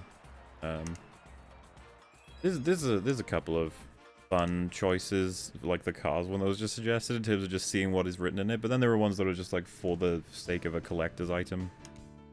Mm-hmm. Yeah, I don't know, any other suggestions you guys think of? I'm running dry. Yeah, I really. guess my answer isn't anything specific. It's just the general thing that I'd mentioned. Mhm. Just because how useful it would be.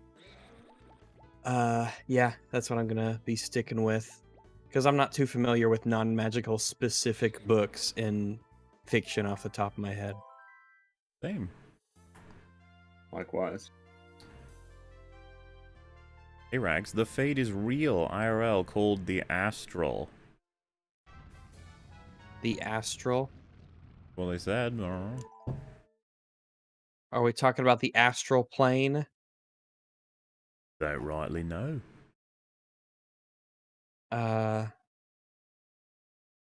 Because the fate isn't real as far as I know. It's just not. It's an invention of and I don't think the astral plane is real either. I don't believe in any of the supernatural wumbo jumbo that's out there. Wow. That's fair enough. Yeah, that's right. That's right. But yeah, I don't know.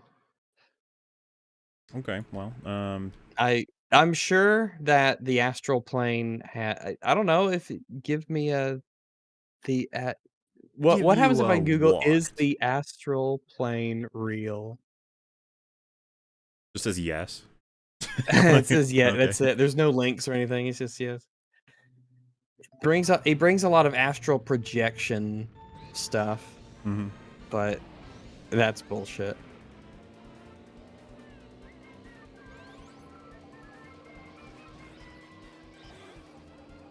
All right then. Are you guys aware that all Dark Souls games on PC have had their servers shut down because of a major cybersecurity risk discovered in January? Started PS1 and ER after ER and feel like I'm missing out. Presumably you can. Oh, like so you can't play them at all then? How the hell didn't I hear about this if that's true? Yeah, I think I would have heard about that. That's crazy. I feel like somebody would have told me, yeah. But well, that sucks, and hopefully that means it doesn't mean you can't play the game at all, and that it means that the server's supporting like player interactions is just down, because at least then you can still play Dark Souls 1. But it sounds like it might be all down. I guess you can't play them at all online. Okay, that sucks, but like at least you can still play them theoretically if that's. I've heard of this attack, I'm not sure. Yeah, like, it feels weird as fuck that this is the first I'm hearing of it, and this was sent 14 days ago. But, From software. cybersecurity. Was like.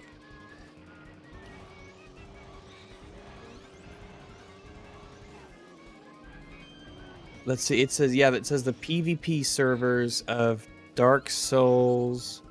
3 Dark Souls games have taken, cyber attack. Dark Souls 3, 2, and remastered. The update, it will stay offline till the release of this is from February 17th. Someone said you literally actually see a hack take place in Yumfa's No Walking DS3 video. Apparently there's some kind of breach they've got to That's sort not out. good. Yeah.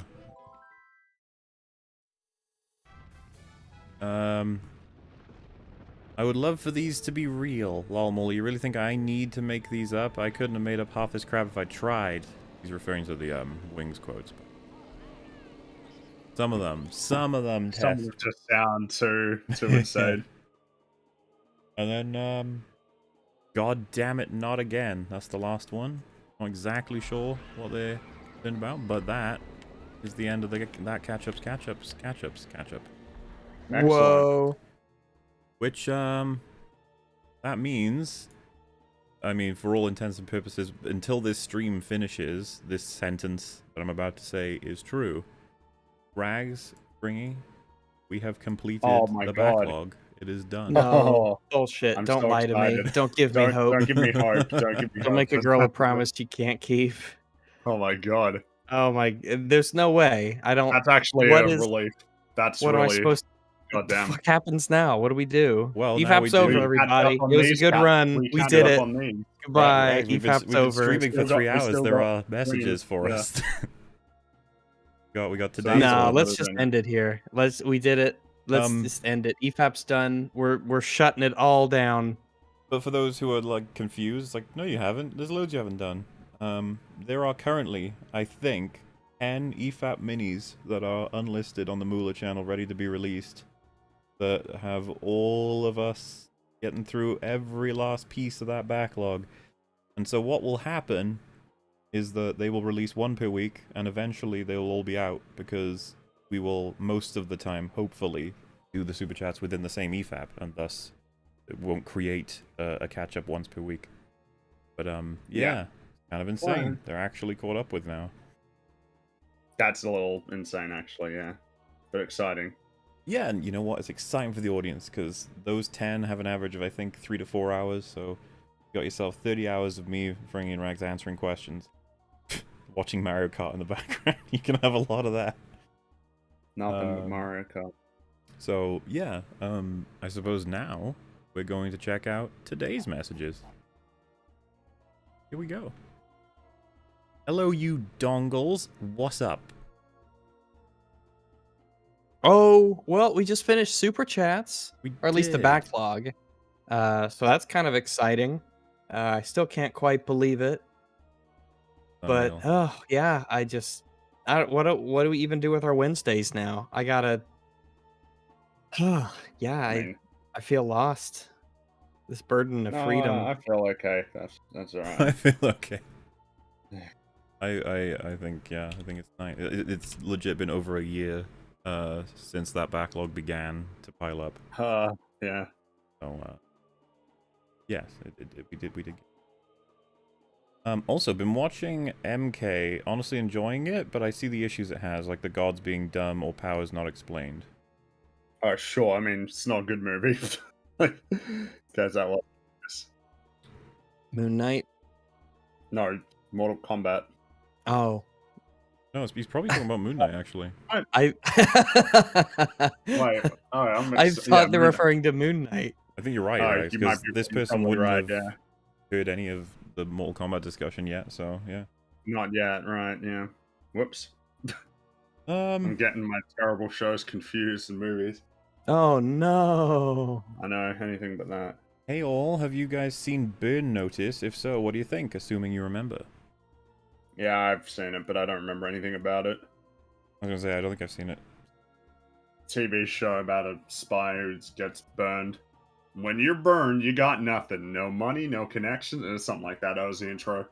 I remember watching the first couple episodes of that one time, and I really liked it. But that was many, many years ago. So Watch TV and then it was on. Yeah. I would simplify it by saying a show with really great ideas and some good execution, but the way we get there is dumb. Also tell Rags to blow nose. I don't know if that came through. It did slightly, yeah. All right. I exhaled through my nostrils. Nice. I gave it a Someone uploaded all of Morbius sped up to a 1-minute video on Twitter. Now you guys can experience it with much less time commitment. Down. I remember I scrolled through my Twitter and it came up and it said they'd been taken down. Oh. In a minute, you'd think that would be so garbled that it wouldn't matter, but... I guess, I don't know, theoretically someone could grab it and just slow it down. I guess they'd have no audio though, it would just be like really crap. Like it would not be a pleasant way to watch Morbius. Well, I mean, then again, is there any way that isn't pleasant to watch Morbius because it's such a goddamn incredible... I haven't seen it, but like, you know, based on everything I've heard. Oh yeah. There is no pain involved in any kind of consumption of Morbius content. Aloha, Rags. Hi. Favorite StarCraft 2 unit? Mine is Colossus. The Colossus is definitely up there. I really like. Because I'm trying to probably. If I had to pick a couple favorites from every race, I would say Marines and Siege Tanks for the Terrans. I really like Roaches and Hydralisks. Ooh, let's go with Hydralisks and Ravagers. And I really like Immortals and Colossi for the Protoss. I agree. I have no idea what you're talking about, but I agree.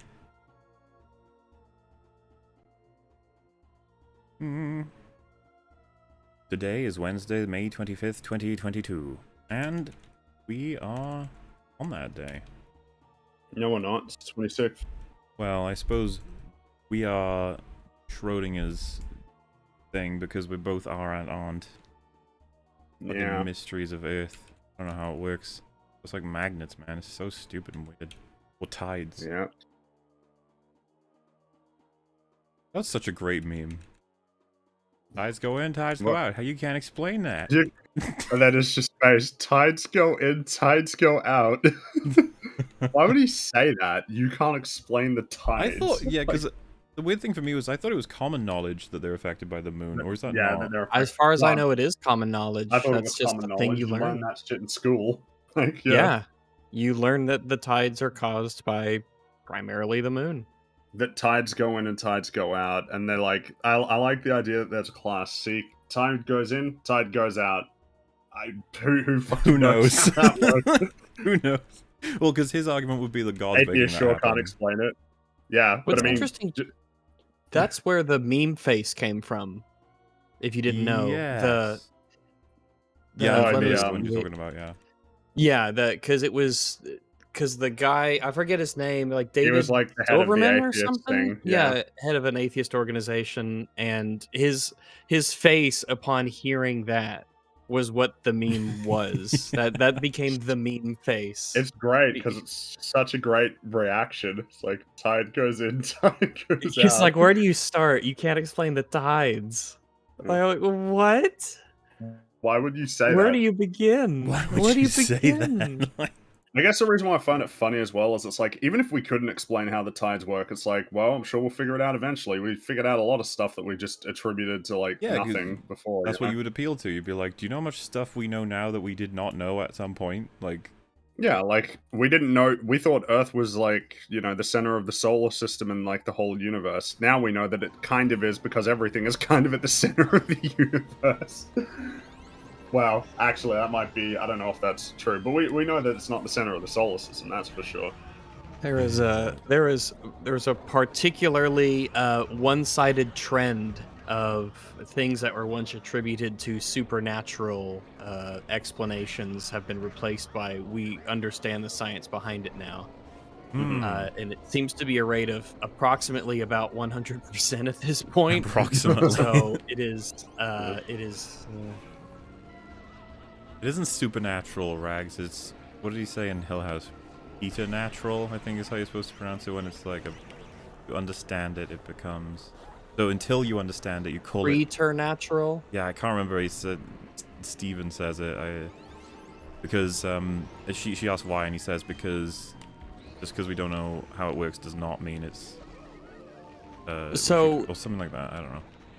Whenever you have a discussion about what supernatural means, it might be important to define that because some people might use that differently. Oh no, of course. I'm kind of memeing. Like, so- I'm pretty sure it was like a actually moment for him, but I think it was to more so characterize him as someone who believes absolutely no possibility that supernatural shit is existing. Like, because preternatural here says beyond what is normal or natural. yeah. But I would say the typical definition of supernatural is not part of the natural world. Yeah, that's Yeah, So, yeah. It defines the way that the world operates, the universe.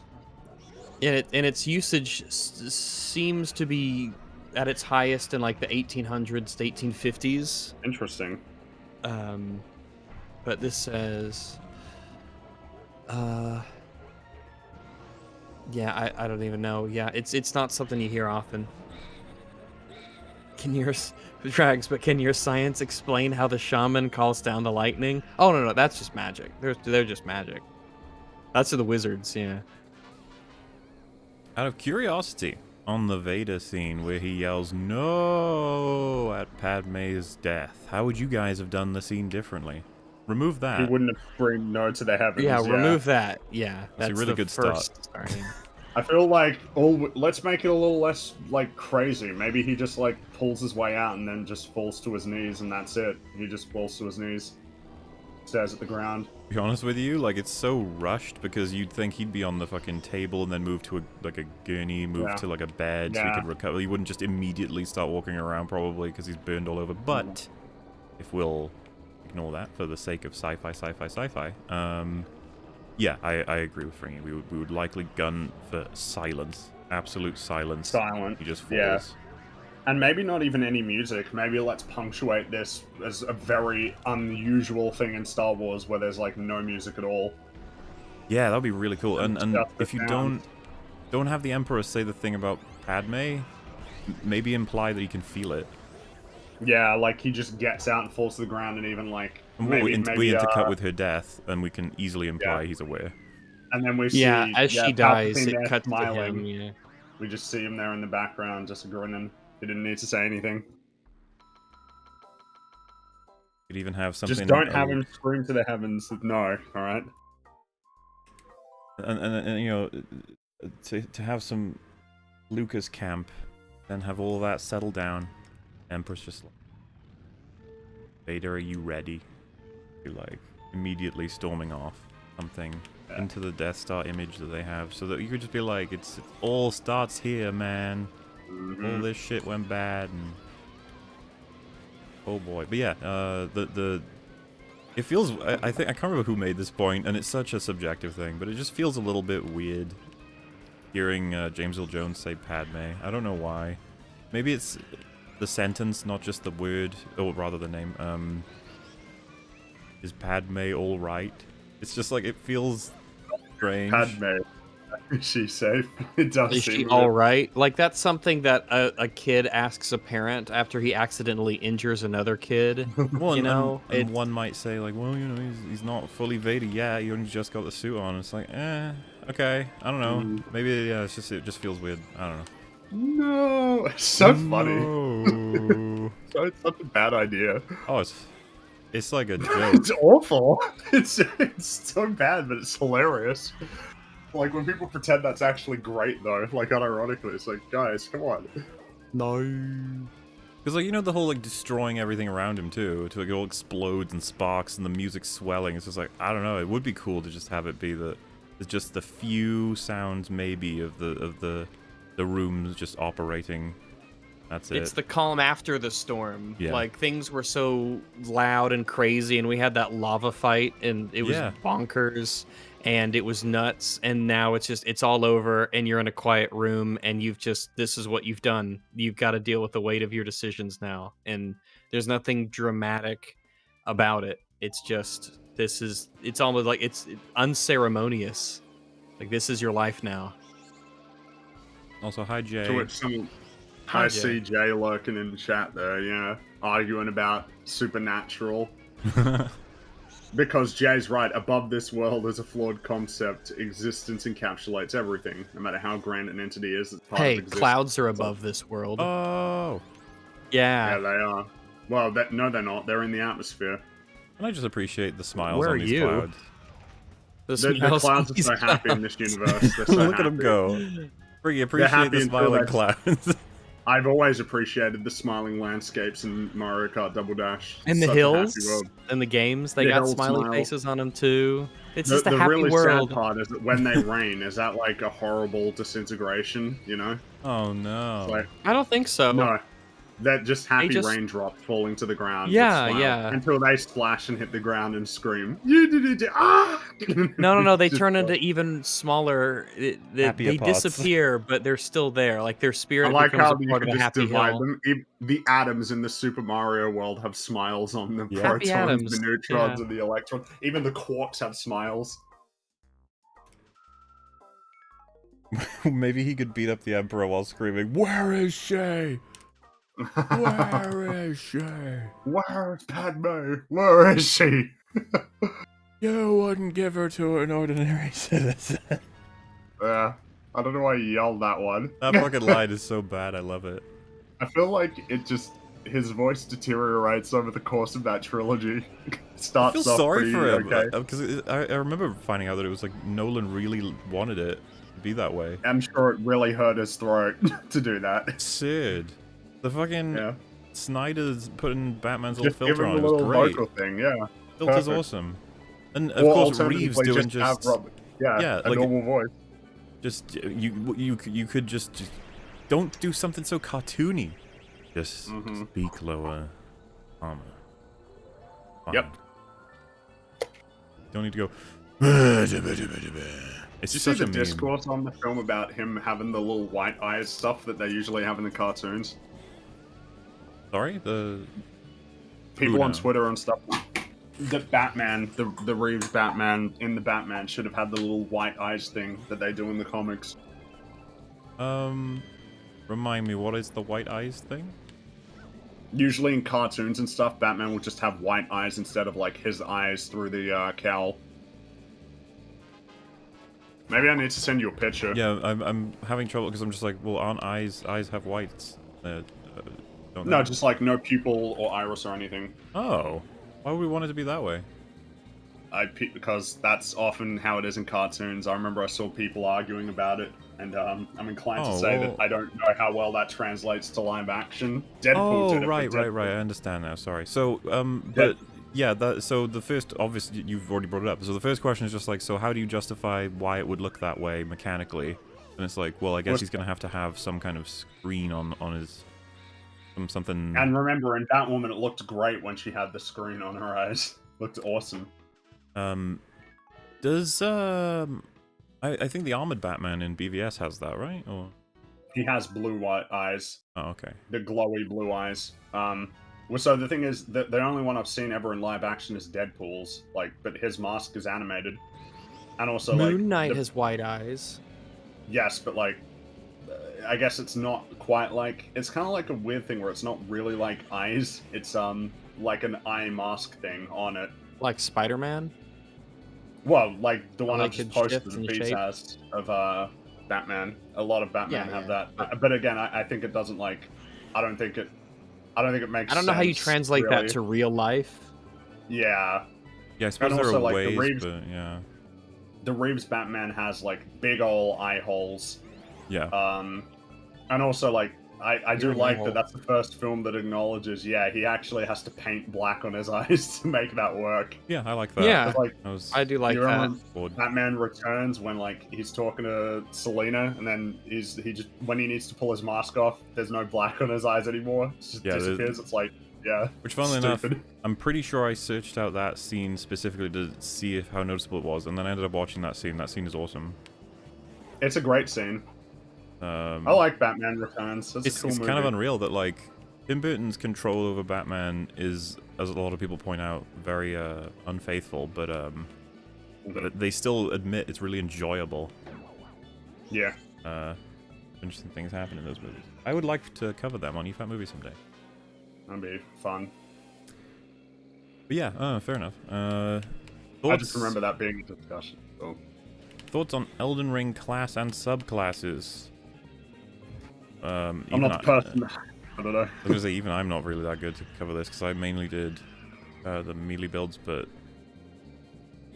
like even from my cursory knowledge, like yeah, I've not really got anything interesting to be able to tell you on this one. I need to go look for videos. Thoughts on Vigor? Will you stream another run, Vigor, please? So I don't even know if this is shocking information, but I don't know that I'm gonna play Elden Ring ever again. And it's not because I don't think it's good. I just don't know. Played it a bunch, right? I mean, it's a really long game, or well, it was for me, and I had fun. But Dark Souls and Bloodborne specifically, those two, man, I can like complete them in under 10 hours for both of them.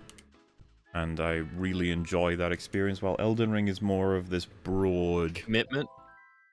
It could be that. It could also be that I actually, looking back, feel that the highs are too far paced out.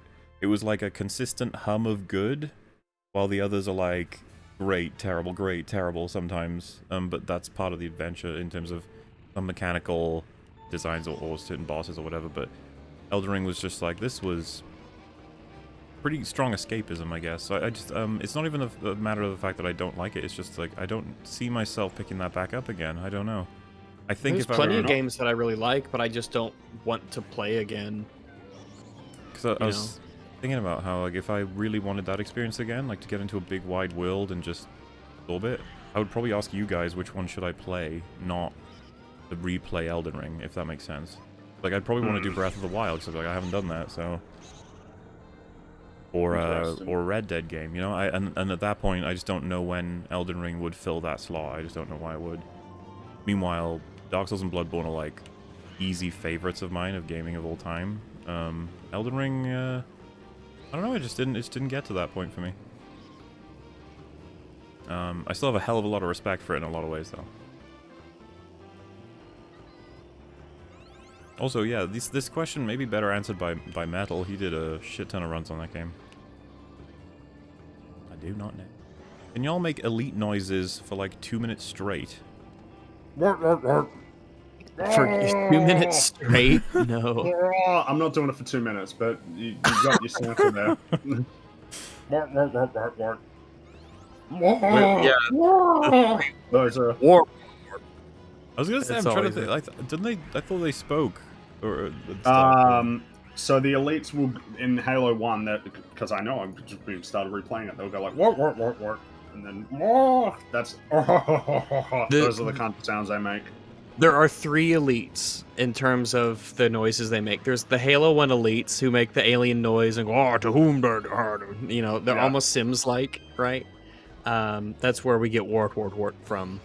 And then we have the rest of the elites, which are either Arbiter, you must go into the thing and capture the and then you have the very distinctive high class British man voice, and those are the 3 elite voices. I was gonna say, I remember the elite voice in Halo Wars was badass as fuck. I don't know who voiced it. Yeah, all the elites have cool voices. Yeah, like they sound good. Both the voices sound good. But one of them just seems majestic.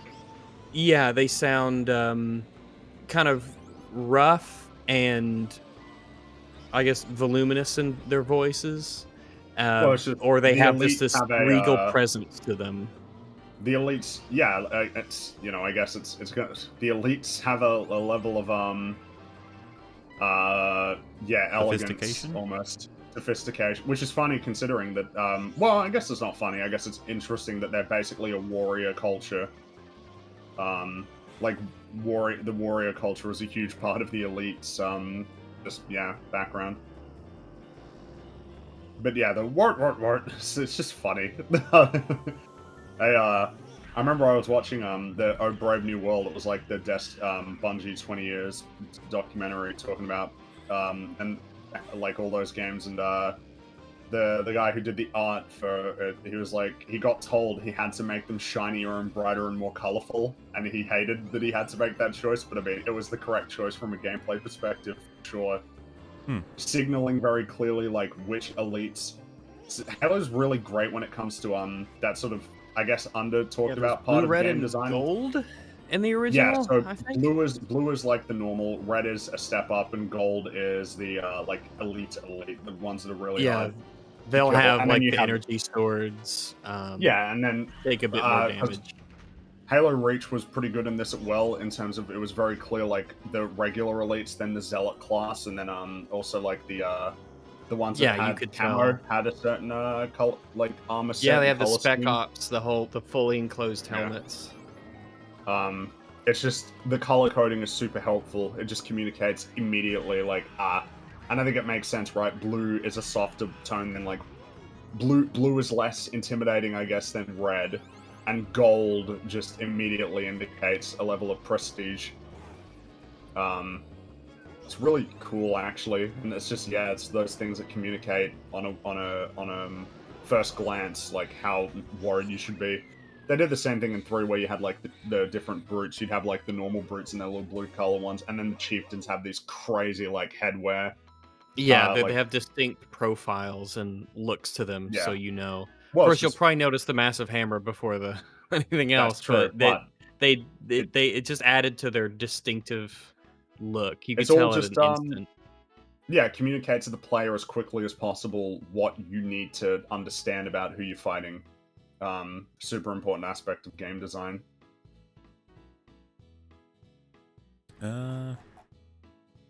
Muller and Co. I agree with you guys that Civil War is an astounding film.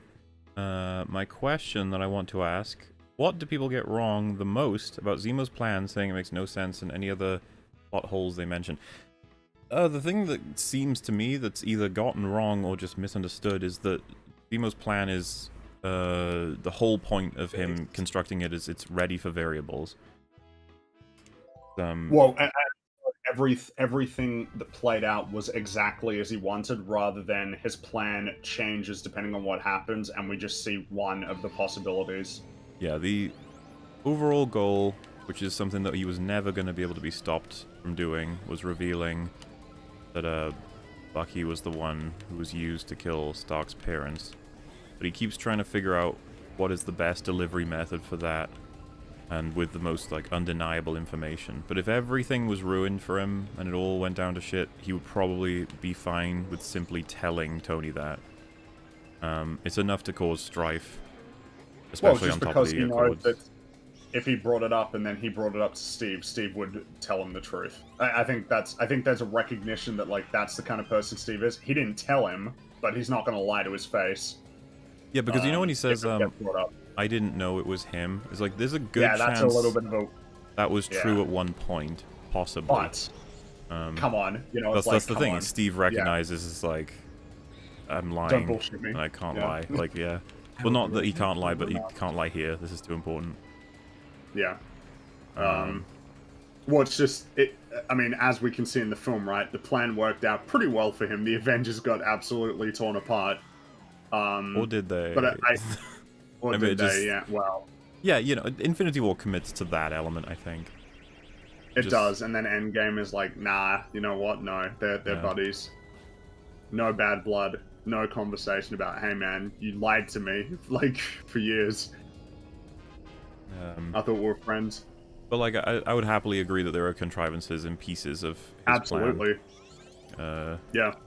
But I wouldn't consider some of the more popular holes in his plan to be holes as opposed to contrivances. And it's just important to highlight because the damage difference is significant when... Like, well, a hole is an improbability, a contrivance is an improbability that sort of comes in to help push the story in the direction that the writers wanted. Yeah, and then there were things about his participation in that film that even if you thought his plan relies on things that are out of his control, there are still several scenes that are incredible, like when he's with T'Challa, for example. Like, that's a great scene. So I guess what I'm trying to say is, like, when you're judging Zemo's component in the film, it's more than just his plan. You have to look at who he is, what his history was, and what does that mean in representation for what the film's about and what it means to other characters. Because he is... he's one of many paths that can be taken as a result of trauma to your own loved ones. Tony and T'Challa both take two different paths as well. And we see the consequences of that. T'Challa made the right choice, which is just stop. Don't let it destroy you. Yeah. Cycles Rise of violence, above it. unironically. Pretty much, except better than The Last of Us 2. Yeah, you can say that. I guess it's also worth remembering, too, that, like, even putting to one side what Zemo's doing, the Accords themselves are just going to be causing problems for the Avengers no matter what. Yeah, which I think is deliberate that he chose to make himself look like Bucky when he... Yes, when to he does blow the it up attack, is 'cause it it's an causes... easy way to cause friction. While also putting him in the task force's jurisdiction, which means he'll then have a place to get at Bucky as a guarantee. There's a couple of layers going on there that I think are really interesting. Like, he's Zemo, you know, you wouldn't be able to deny there's at least one decision he makes in the movie that's pretty fucking smart, but I would happily argue that there's quite a few of them. I like Zemo a lot. Yeah. Animal of the day, the black locust. Am I doing this right? Let's take a look. The Lucas. Spooky. It's a plant. Oh. It's like a tree. Hmm. So it's this one, which I'm sure I've seen around. I'm guessing that's why they said, "Am I doing this right?" Because they knew that they weren't. They lied. That's Black Locust. Oh wow. Pretty normal and chill for the name. That's a normal. I know, right? Yeah. Well, fair enough. Bring Ragu and Froggo to watch you play Metal Gear Rising bosses. I mean, I don't need to watch that. I was gonna say, if to be fair, if they want to see it, they will be able to. I wouldn't be like, guys, you gotta sit in my stream and watch me play the game, okay?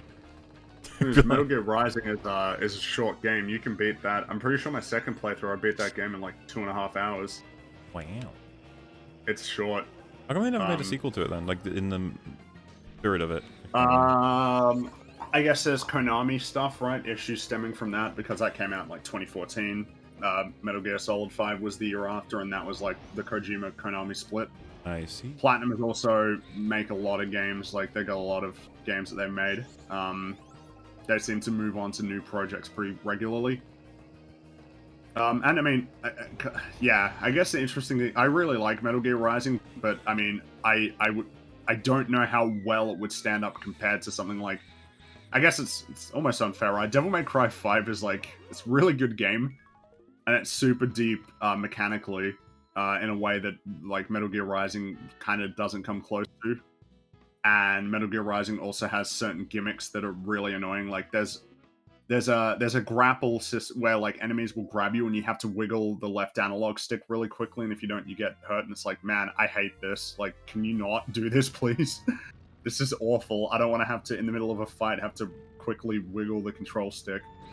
I think that game really gets by on the boss fights being really cool. It has a charm to it, obviously, given all the meat. And I think a sequel would be awesome if like there was a sequel that could expand upon the ideas that they had in that game. I think that with more polish and more time, like another one would be awesome. But hey, I mean, I guess they're busy working on Bayonetta 3, which will be cool. That's been when they announced that 4 years ago. Like, it's coming. I just giggled. I just read what I'm gonna be saying next. Okay. Wings quote. All right. So he's reading chat apparently. He reads out. Okay. Someone, I guess, said he'd probably like pee in his A, and apparently Wings says, "Well, nah, I got hemorrhoids." Why would you say that? That one, for some reason, I fully believe. Man. Like, that he would say that. He would be like, oh, of course I would like that. I have hemorrhoids. Just like, like, to give an actual reason why you would like that, rather than just, no. Oh, man. No way. Never heard sentient applied to animals until I got into a Facebook discussion on abortion. Okay. Sapient just means humanoid? Just say intelligent life. Well, that's not quite what those words mean, though. To be a humanoid, to be intelligent. Like, I guess it sounds like you could attribute a level of sapience to certain animals, like elephants are pretty intelligent, right. Problem-solving. They are emotional, they have long-term memories, they empathetic. Dolphins as well. I feel like once we reach a point of, like, where you can do, like, legitimate problem-solving, like, long-term strategy. I guess it's complicated, right? Because, what does it mean for a squirrel to bury nuts that they need to have for the winter? It's like, is that long-term planning, or is that just instinct working in their favor? Well, yeah, they had one answer. Could you nut. reduce down everything that humans do is like a form of instinct or something? Like, the categories get complicated. I guess you could. I think at that point, yeah, because it's... I guess it's just intelligence is like... It's a gradient, you know, it's like a spectrum. It's not like there's a clear line delineating you are now intelligent versus you are not intelligent. Well, there's Um, you have instincts, but there's definitely most of the things that you do are going to be forms of intuition and thought processes that you actually think about and consider. I mean, the majority of things you do are not consciously thought of. Like, the majority of things you do are not things that you think about. Or when we say think about it, I guess I mean consciously versus subconscious or unconscious.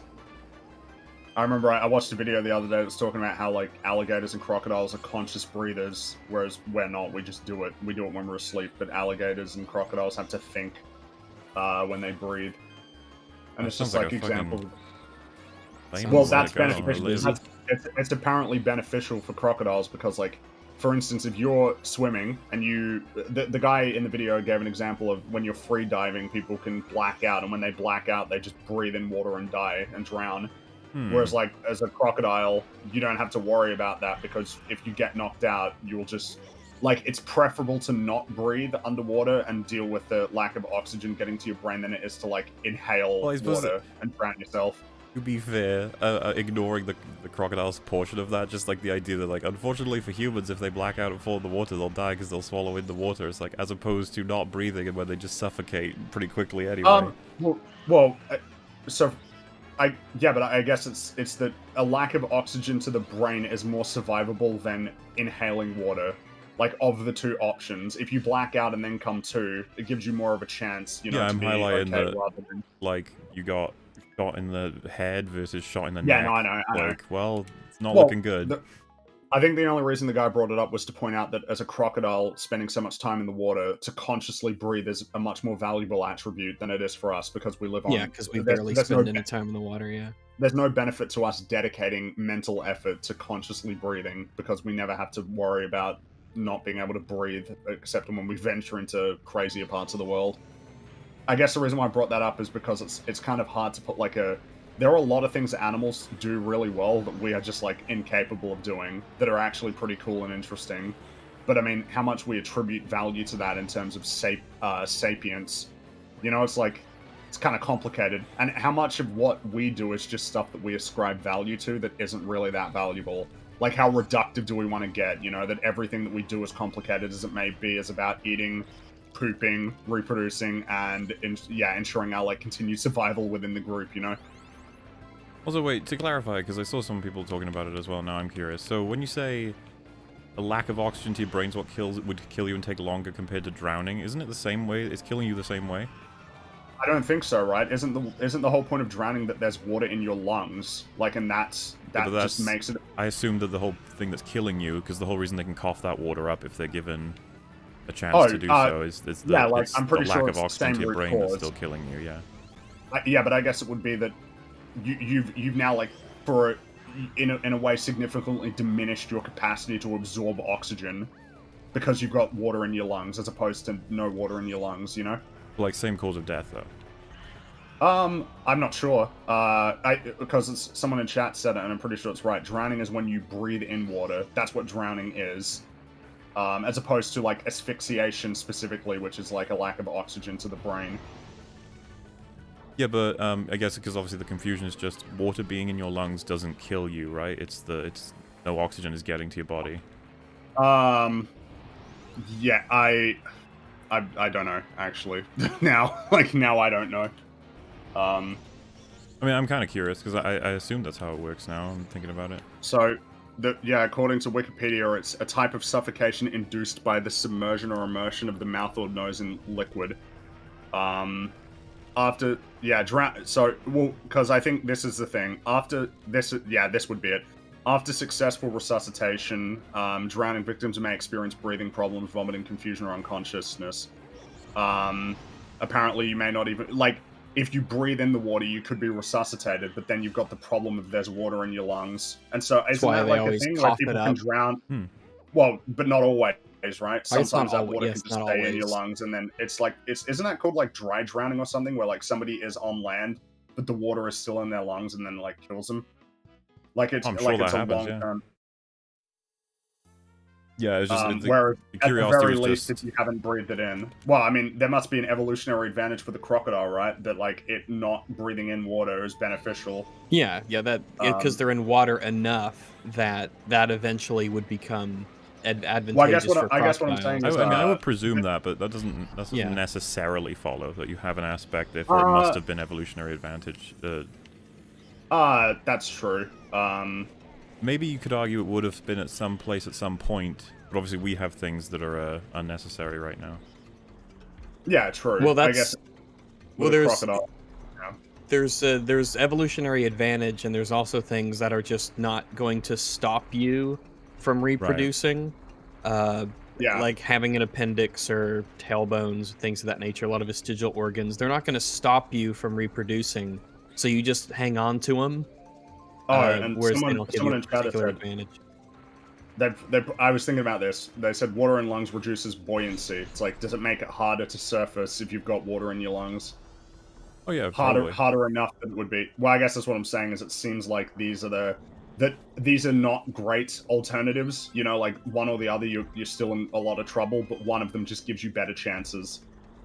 Well, in the context of blacking out and falling into water, I still don't know that you're surviving either. Well, sure, but like it seems like at the very least, if it meant that you didn't breathe in water, you got better chances. Yeah, if you could survive for an extra 30, 45, whatever seconds, then the chances of you being saved would be increased given enough time over enough populations, which would could potentially. What is the context though? Did they fall out of like an airplane? Because if they so just to help you understand, if we're going with blackout versus, so it's blackout no matter what, but on one hand they control their breathing, on the other hand they don't, and we've decided that if it's automatic, it's going to screw them over at least somewhat compared to the controlled. In water, however, yeah. So wait a sec. So if they're in an airplane and they fall out because of a blackout, that means that the asphyxiation's already started for the one that has to control it. If it's automatic while they're falling, that's still giving them some air before they hit the water. Well, yeah, that would be the trade-off then. The crocodile's in a lot more trouble if it gets blacked out while it's falling out of the plane. Yeah, I guess it would be. I mean, it's trade-offs, we're just talking about humans. I'm not talking about crocodiles. Oh, as a human, I guess it would be. Isn't there like difficult? I guess why humans don't have that, right? Crocodiles too. Yeah, because humans spend more time above. Like they don't spend time on. Yeah, above water. You know, underwater. It was just an interesting thing. I'd never thought about the idea of conscious and unconscious breathing, because I just thought everything was unconscious breathing. But I guess it makes sense that if now you're breathing manually. No, you're not. You may think you are, but I'm pretty sure it's still I guess you can make yourself breathe manually by just like deciding at this moment. Like the second you think about it, I assume it almost becomes manual. It's like walking, and you're like, oh god, I'm a shit walker. Yeah, like what does it mean to be aware that you're walking and then to consciously think about you're walking even though you were doing it? I consciously decide to go over there, but I don't like consciously think about every accurate footstep necessarily. But I guess that's the point, right? Yeah. What does it even mean for us to actually consciously think about? Like if I'm sitting here because I'm drawing something, it's like, oh yeah, consciously think about the drawing motion. It's like, well, I'm not thinking about a lot of stuff though while I'm doing this. I'm not thinking about my eyes looking at it and, you know, perceiving that information. Like, that's just happening without my... Does it count for manual if they're asleep? I don't know how crocodiles sleep. I think that was going to be later in the video, but then I stopped watching. I just decided to watch something else. That was what it was about. They asked how crocodiles sleep, or alligators.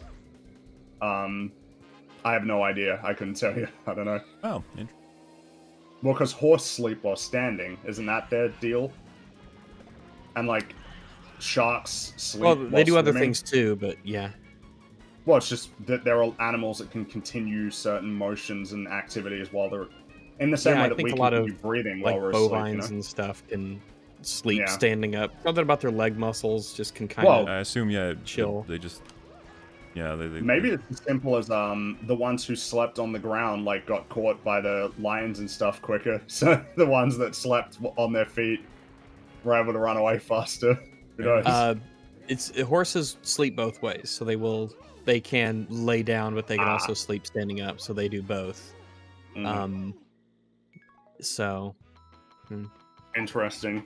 The point was that intelligence is kind of hard to quantify because That's where attributes that we were. don't value that much could be really useful to other animals.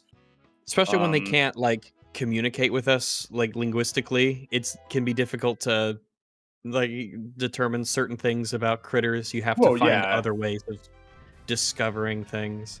And here's where things get really interesting. I mean, what is it? You know how I think we talked about it the other day, right? Ants as individuals aren't that impressive, but ants working together achieve really incredible things. It's like, at some point, is it worth categorizing like an ant colony as a consciousness in and of itself?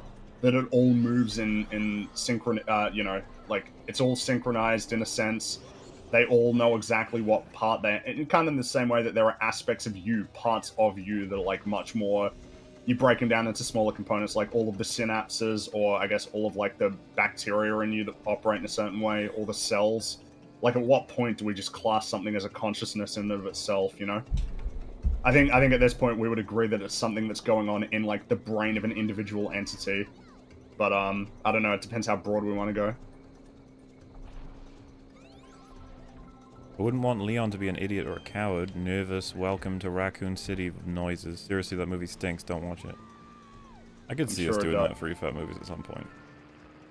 I guess we're done with the consciousness, sentient sapiens conversation. Are you done with it? Yeah. Yeah, probably. I'm just wondering. I might interrupt you at any given moment if I think of something else that's interesting. Right. Or maybe not interesting, just something that's... Yeah. Okay. Ban anyone who spoils MGRA to Morla especially. I mean, it's already been spoiled. You already know about Senator Armstrong. I know he exists. I know some of his quotes. Yeah. That's true. If you don't know the context, yeah, that's alright. You'll be okay. At Morla, to be fair, a shoe can tell you a lot based on its condition. Environmental storytelling, I suppose, so its story wouldn't necessarily be a 0 out of 10. I guess what I'm talking about is a shoe is not an account of a series of events, but I suppose maybe you could try and drive that definition into judging pieces of the shoe to draw what events it may have been through, but I don't know if that's expanding way too far to the point where it's considered something else. Dude, your body is not made up of different individuals. It's a chain reaction of things. Did I say that the body was made up of individuals, Osmosis or did I say it was Jones is made up of canon. components? Stringy. Well, wait, so, like, help me out. Is, like, like a red blood cell, like, what is that? Is that, like, an organism?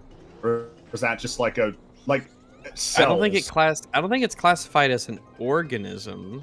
Well, I guess the problem is, isn't bacteria an organism? And aren't there, like, single-cell bacteria? I think so, but I don't think all single cells Well, that's what I'm asking. Like, Yeah, what does it mean for your cells? Like, what? Because cells have processes that run and operate all on their own, independent of your brain, seemingly. a blood cell and organism. So this says, it's a cell that has no nucleus. So is like a nucleus that we're So, okay, so someone says cells, organ, organism. Your cells can't reproduce, right? Okay. What does it mean? Don't like cells like duplicate and replace themselves, or is it that they get replaced by like a new thing? I guess I'm. I don't think blood makes blood cells. I thought like bone marrow is where blood cells. Some certain the nucleus is where the DNA is. Okay. I'm just asking. Like, I don't have an answer. I don't remember a lot of this stuff. I didn't either. do biology. I learned it once upon a dream years and years ago, but I can't remember a lot of the details on like what their classifications are. Because I think blood is both like it's a fluid and a tissue because it's cells that are suspended in the plasma and it's something. And I don't know. I don't know. According to Wikipedia, a cell is a basic structural and functional unit of life forms. It's like, okay, I don't know if that gets me closer.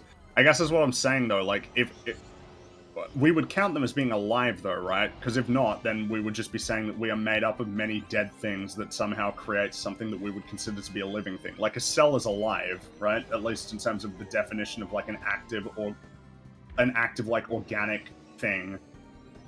you know, your cells die. So like a cell is alive, but I guess we wouldn't categorize it in the.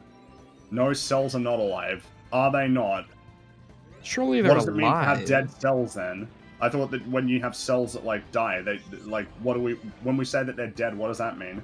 I think they're alive. I'm not saying that right? they're conscious. I'm just saying like, are they alive? Like, Yeah, because plants are alive but not conscious. Well, because we'd refer to it as life, surely. well, and someone's pointed out, yeah, but atoms aren't alive either, so we're made up of dead things. That's kind of the point I'm getting at.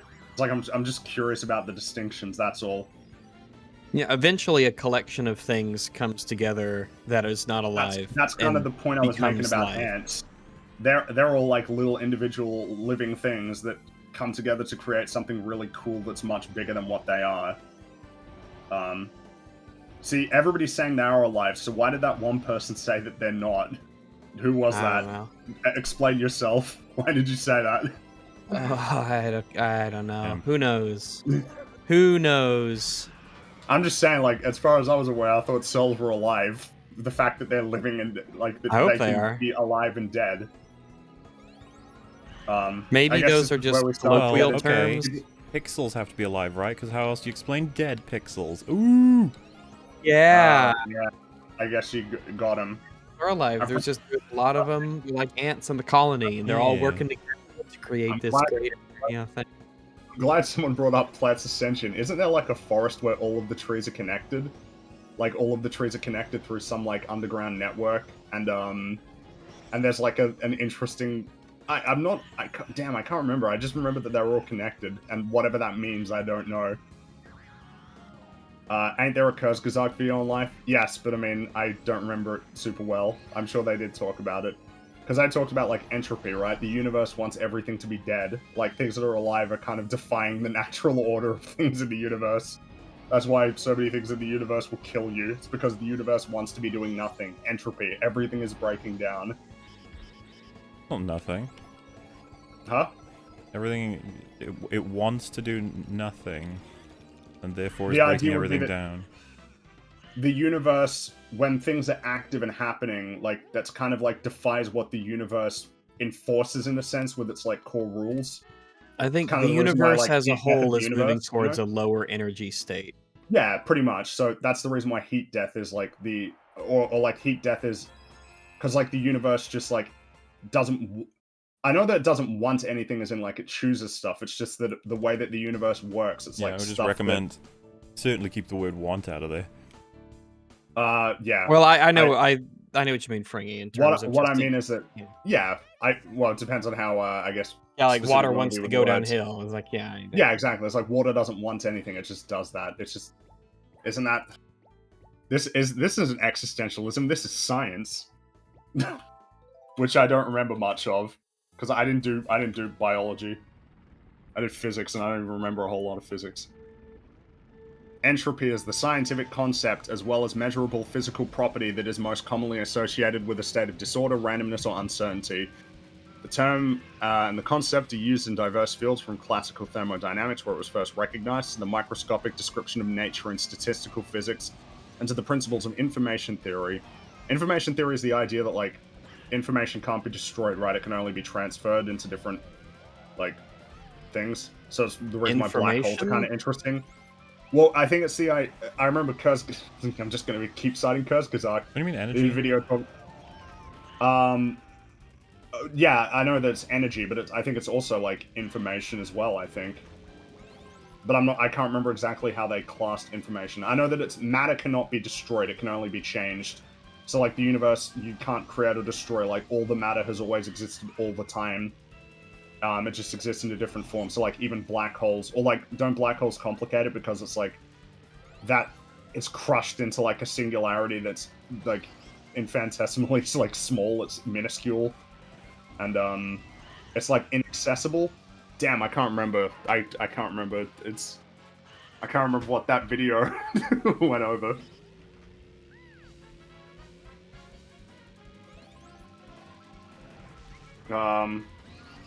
Matter can be destroyed if it comes into contact with antimatter. Ah, so there's even more, like, stuff. I remember matter and antimatter, yeah. Oh well, yeah, that's the end of the thought. I got nowhere else to go with it. Science. Let's continue with the super chats. Carl Ibn Dread was better. I don't think it's going to be controversial to assume that was better than the fucking Stallone one. It's okay. Don't worry about it. What are you talking about? I am the law. You betrayed the law. You betrayed the law. Have any of you watched the channel Vile Eye before? He does great character analysis on evil baddies in film and literature. I've not I've watched him.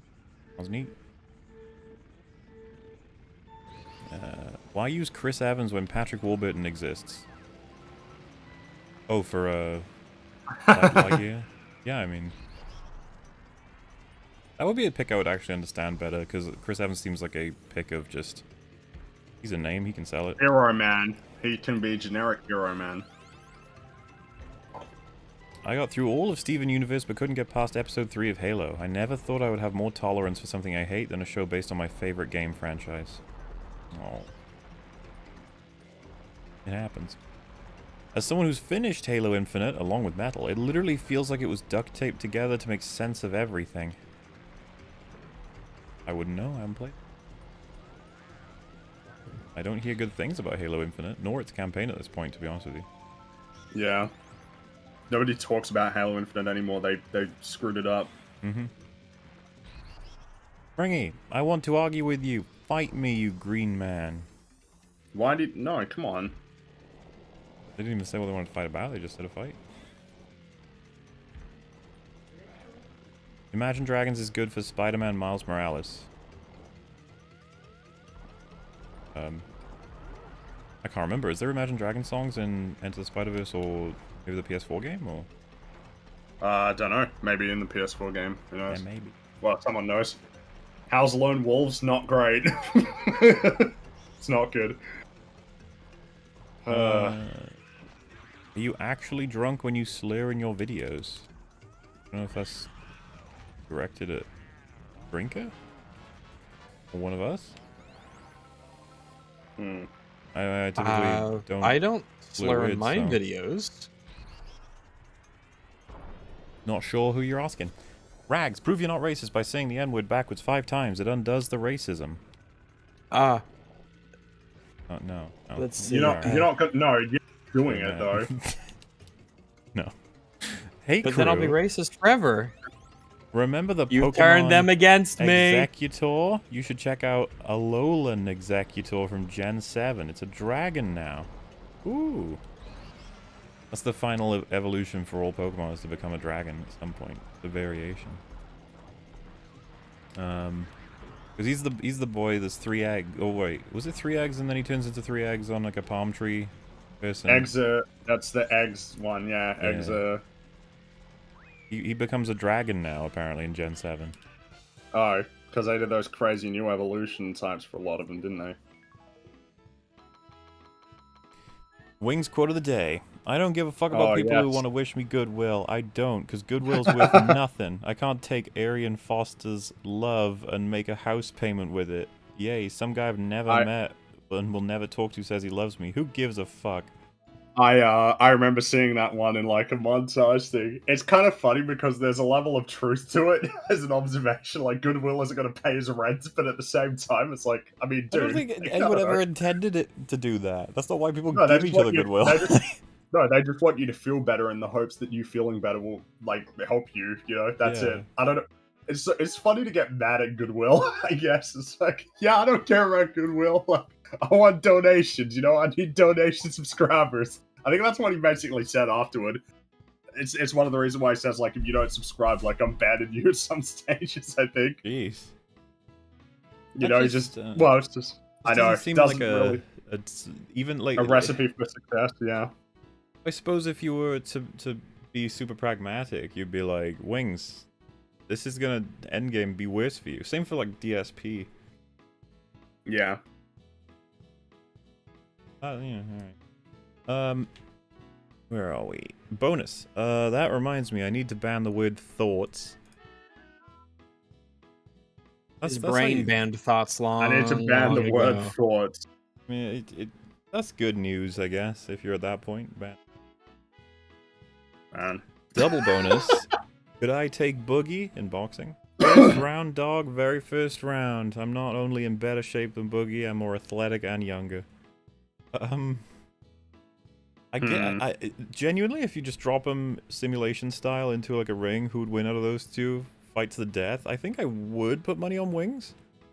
I don't know who I would put. I mean, he's got a lot of practice. He's got a lot of muscle, like, in his arms from throwing his controller across the room. Well, he did that weird training course for a little bit with PKA, and he's a lot younger. Boogie's... Oh, yeah, I think that's the big advantage is, yeah, Boogie's, like, nearly 50, isn't he? Yes. Man. He, Yeah. Isn't he training now, like, for, like, some sort of fight between YouTubers? He's, I think that's all bullshit. He's trying to encourage the idea that he would do it, but I don't believe for a second.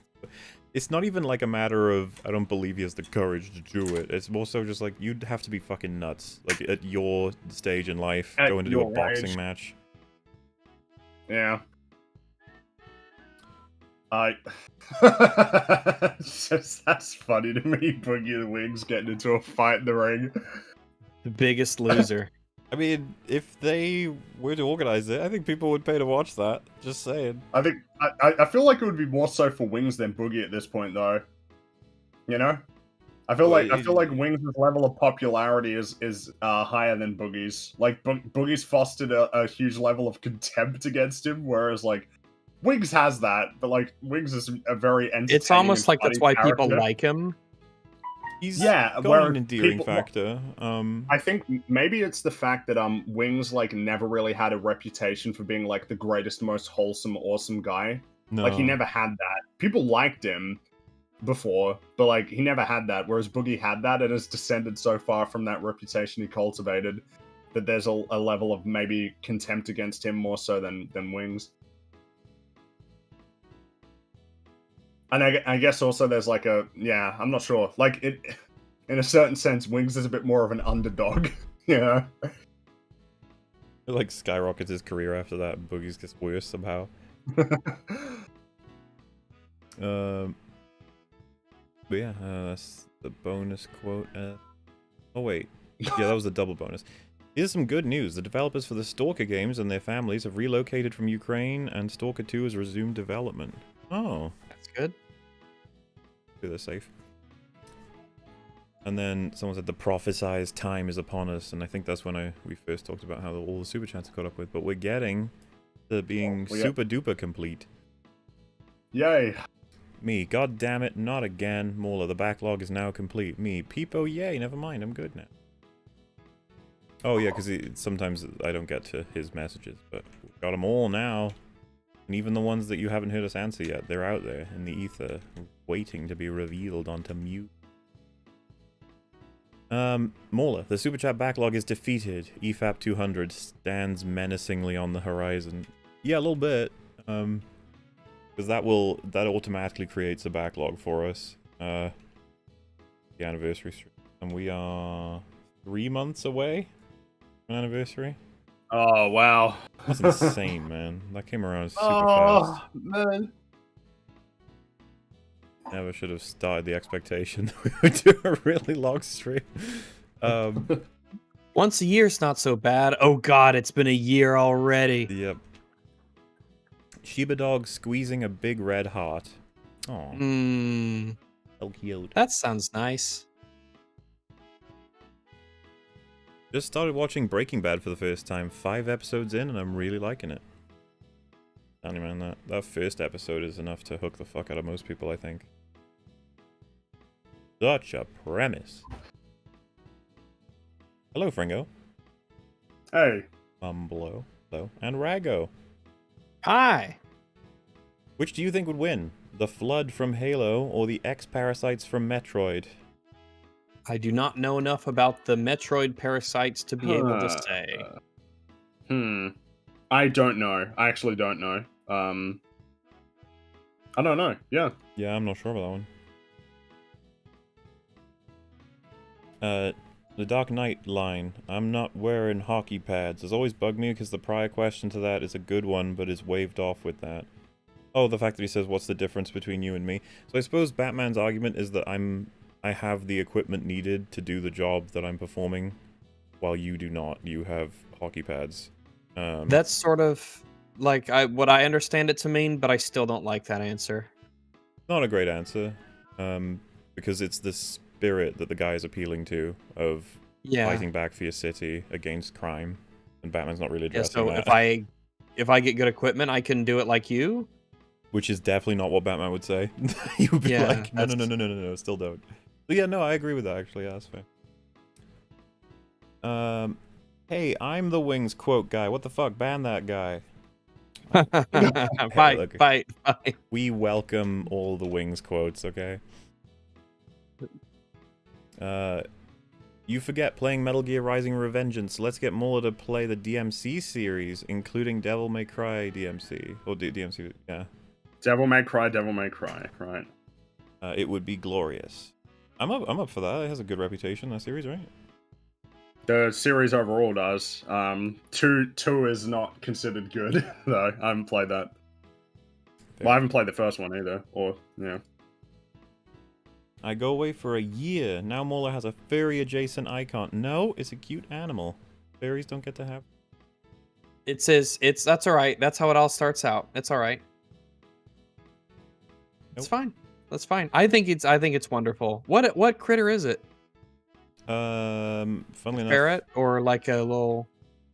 It's Free was trying to guess it the other day, and I was like, I'm pretty sure the name of it is something I'm unfamiliar with, so I don't think it's a ferret. It was done on a stream with Adam and Sitch and Duma, because someone I think suggested I think he said like an animal that he felt was his spirit animal or something, and then they made like a version of this animal, a stoat.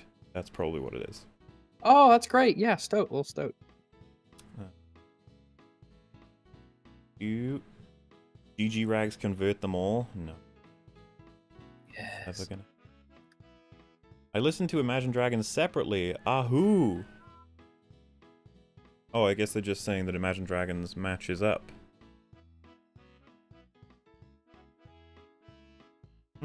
Digimon of the day. We already had. You can't have several of the day. That doesn't make any sense. Troopmon, aka Mauler's champion. This.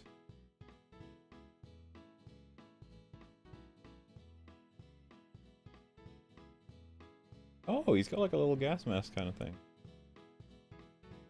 Man, he's a little bit kind of eerie in terms of like what's his deal?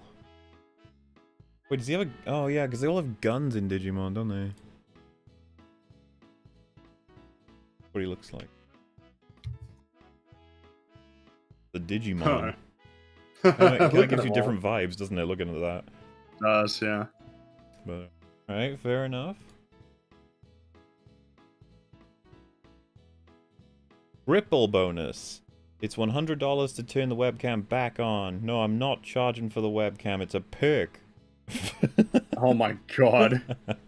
The webcam is a perk. That's apparently from 3 days ago. What's funny about that is I could actually see that working. Like, people being like, I don't fucking watch Wings without his webcam on. Yeah, I want to see his fat ass in the little boxer. I want to see his face when he gets super angry. And if he throws something, you won't be able to see where it goes. Fun fact, an anagram for Imagine Dragons is gonad migraines. Wow. Sounds uncomfortable. And with that one read, that is the official 100% end of all super chats having been sent in. We have answered every single one of them now. Wow. Yeah. Woohoo! Guys, it only took several decades. There's already another one, but that's fine. We finally actually got there. There's another two? Jesus. Okay. Favorite game movie adaptation besides Arcane? What do we... I don't even remember what we answered that question with back in the day, you know? Like, before Arcane existed, what did we even say? I don't know. Help us out. What are the ones that are okay? Because I don't think there's gonna be any good ones.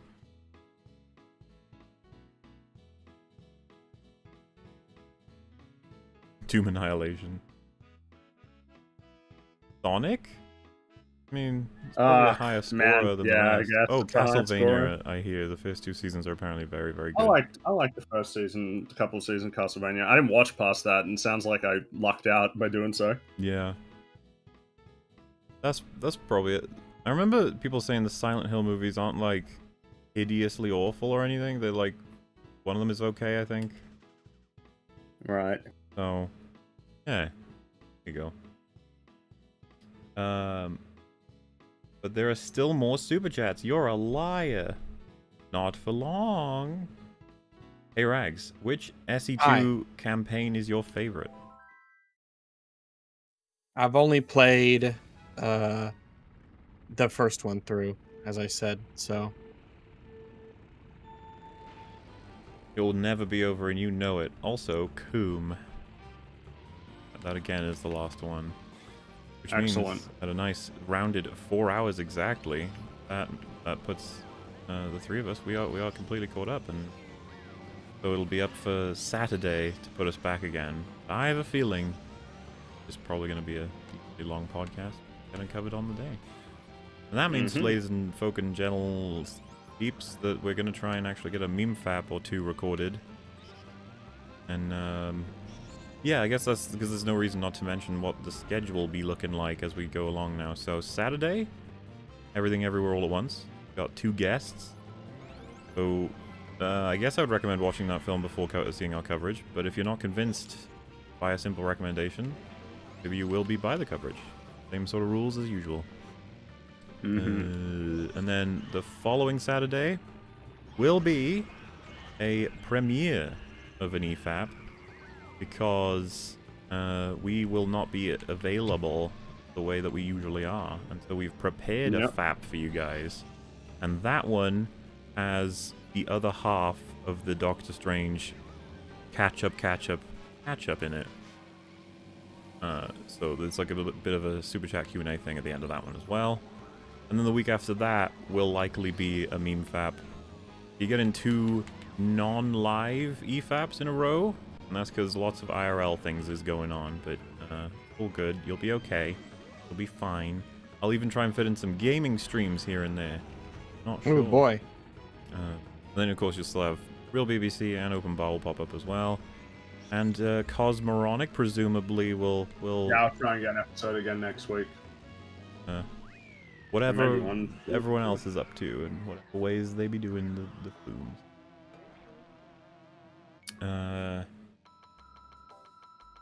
How much longer can I do this? Don't worry. Not much, because we're going to be saying goodbye very soon. Are we blind deploy the Super Chats? You can't stop us now. We're almost free. We're just smashing through, yeah. Oh, the Ratchet and Clank movie. That's literally just the game cutscenes with nothing added was a thing too. Yeah, I hear it's terrible. So like absolutely awful, and I'm sure I would hate it if I watched it. That one might make me angry, legitimately. Jeez. Well, on that note, ladies and gentlemen. Oh yeah, the only other thing to mention is that Kenobi is happening. It is on the way, and it's yeah, 2 episode premiere this. Genuinely good timing that we're done with catching up on the backlog with Kenobi on the way, because yeah, things are about to get a little more complicated with work. But that's another reason why different things are happening. So yeah, look forward to that. I hope you all have a wonderful night, and thank you so much for the very generous donations. And again, sorry to everybody who it took so long to get to them, and just keep an eye on Moolah. All the different catch-ups will be coming out, and they'll be properly labeled. Yeah. How old are y'all? Hi, Rags, kisses. Hi.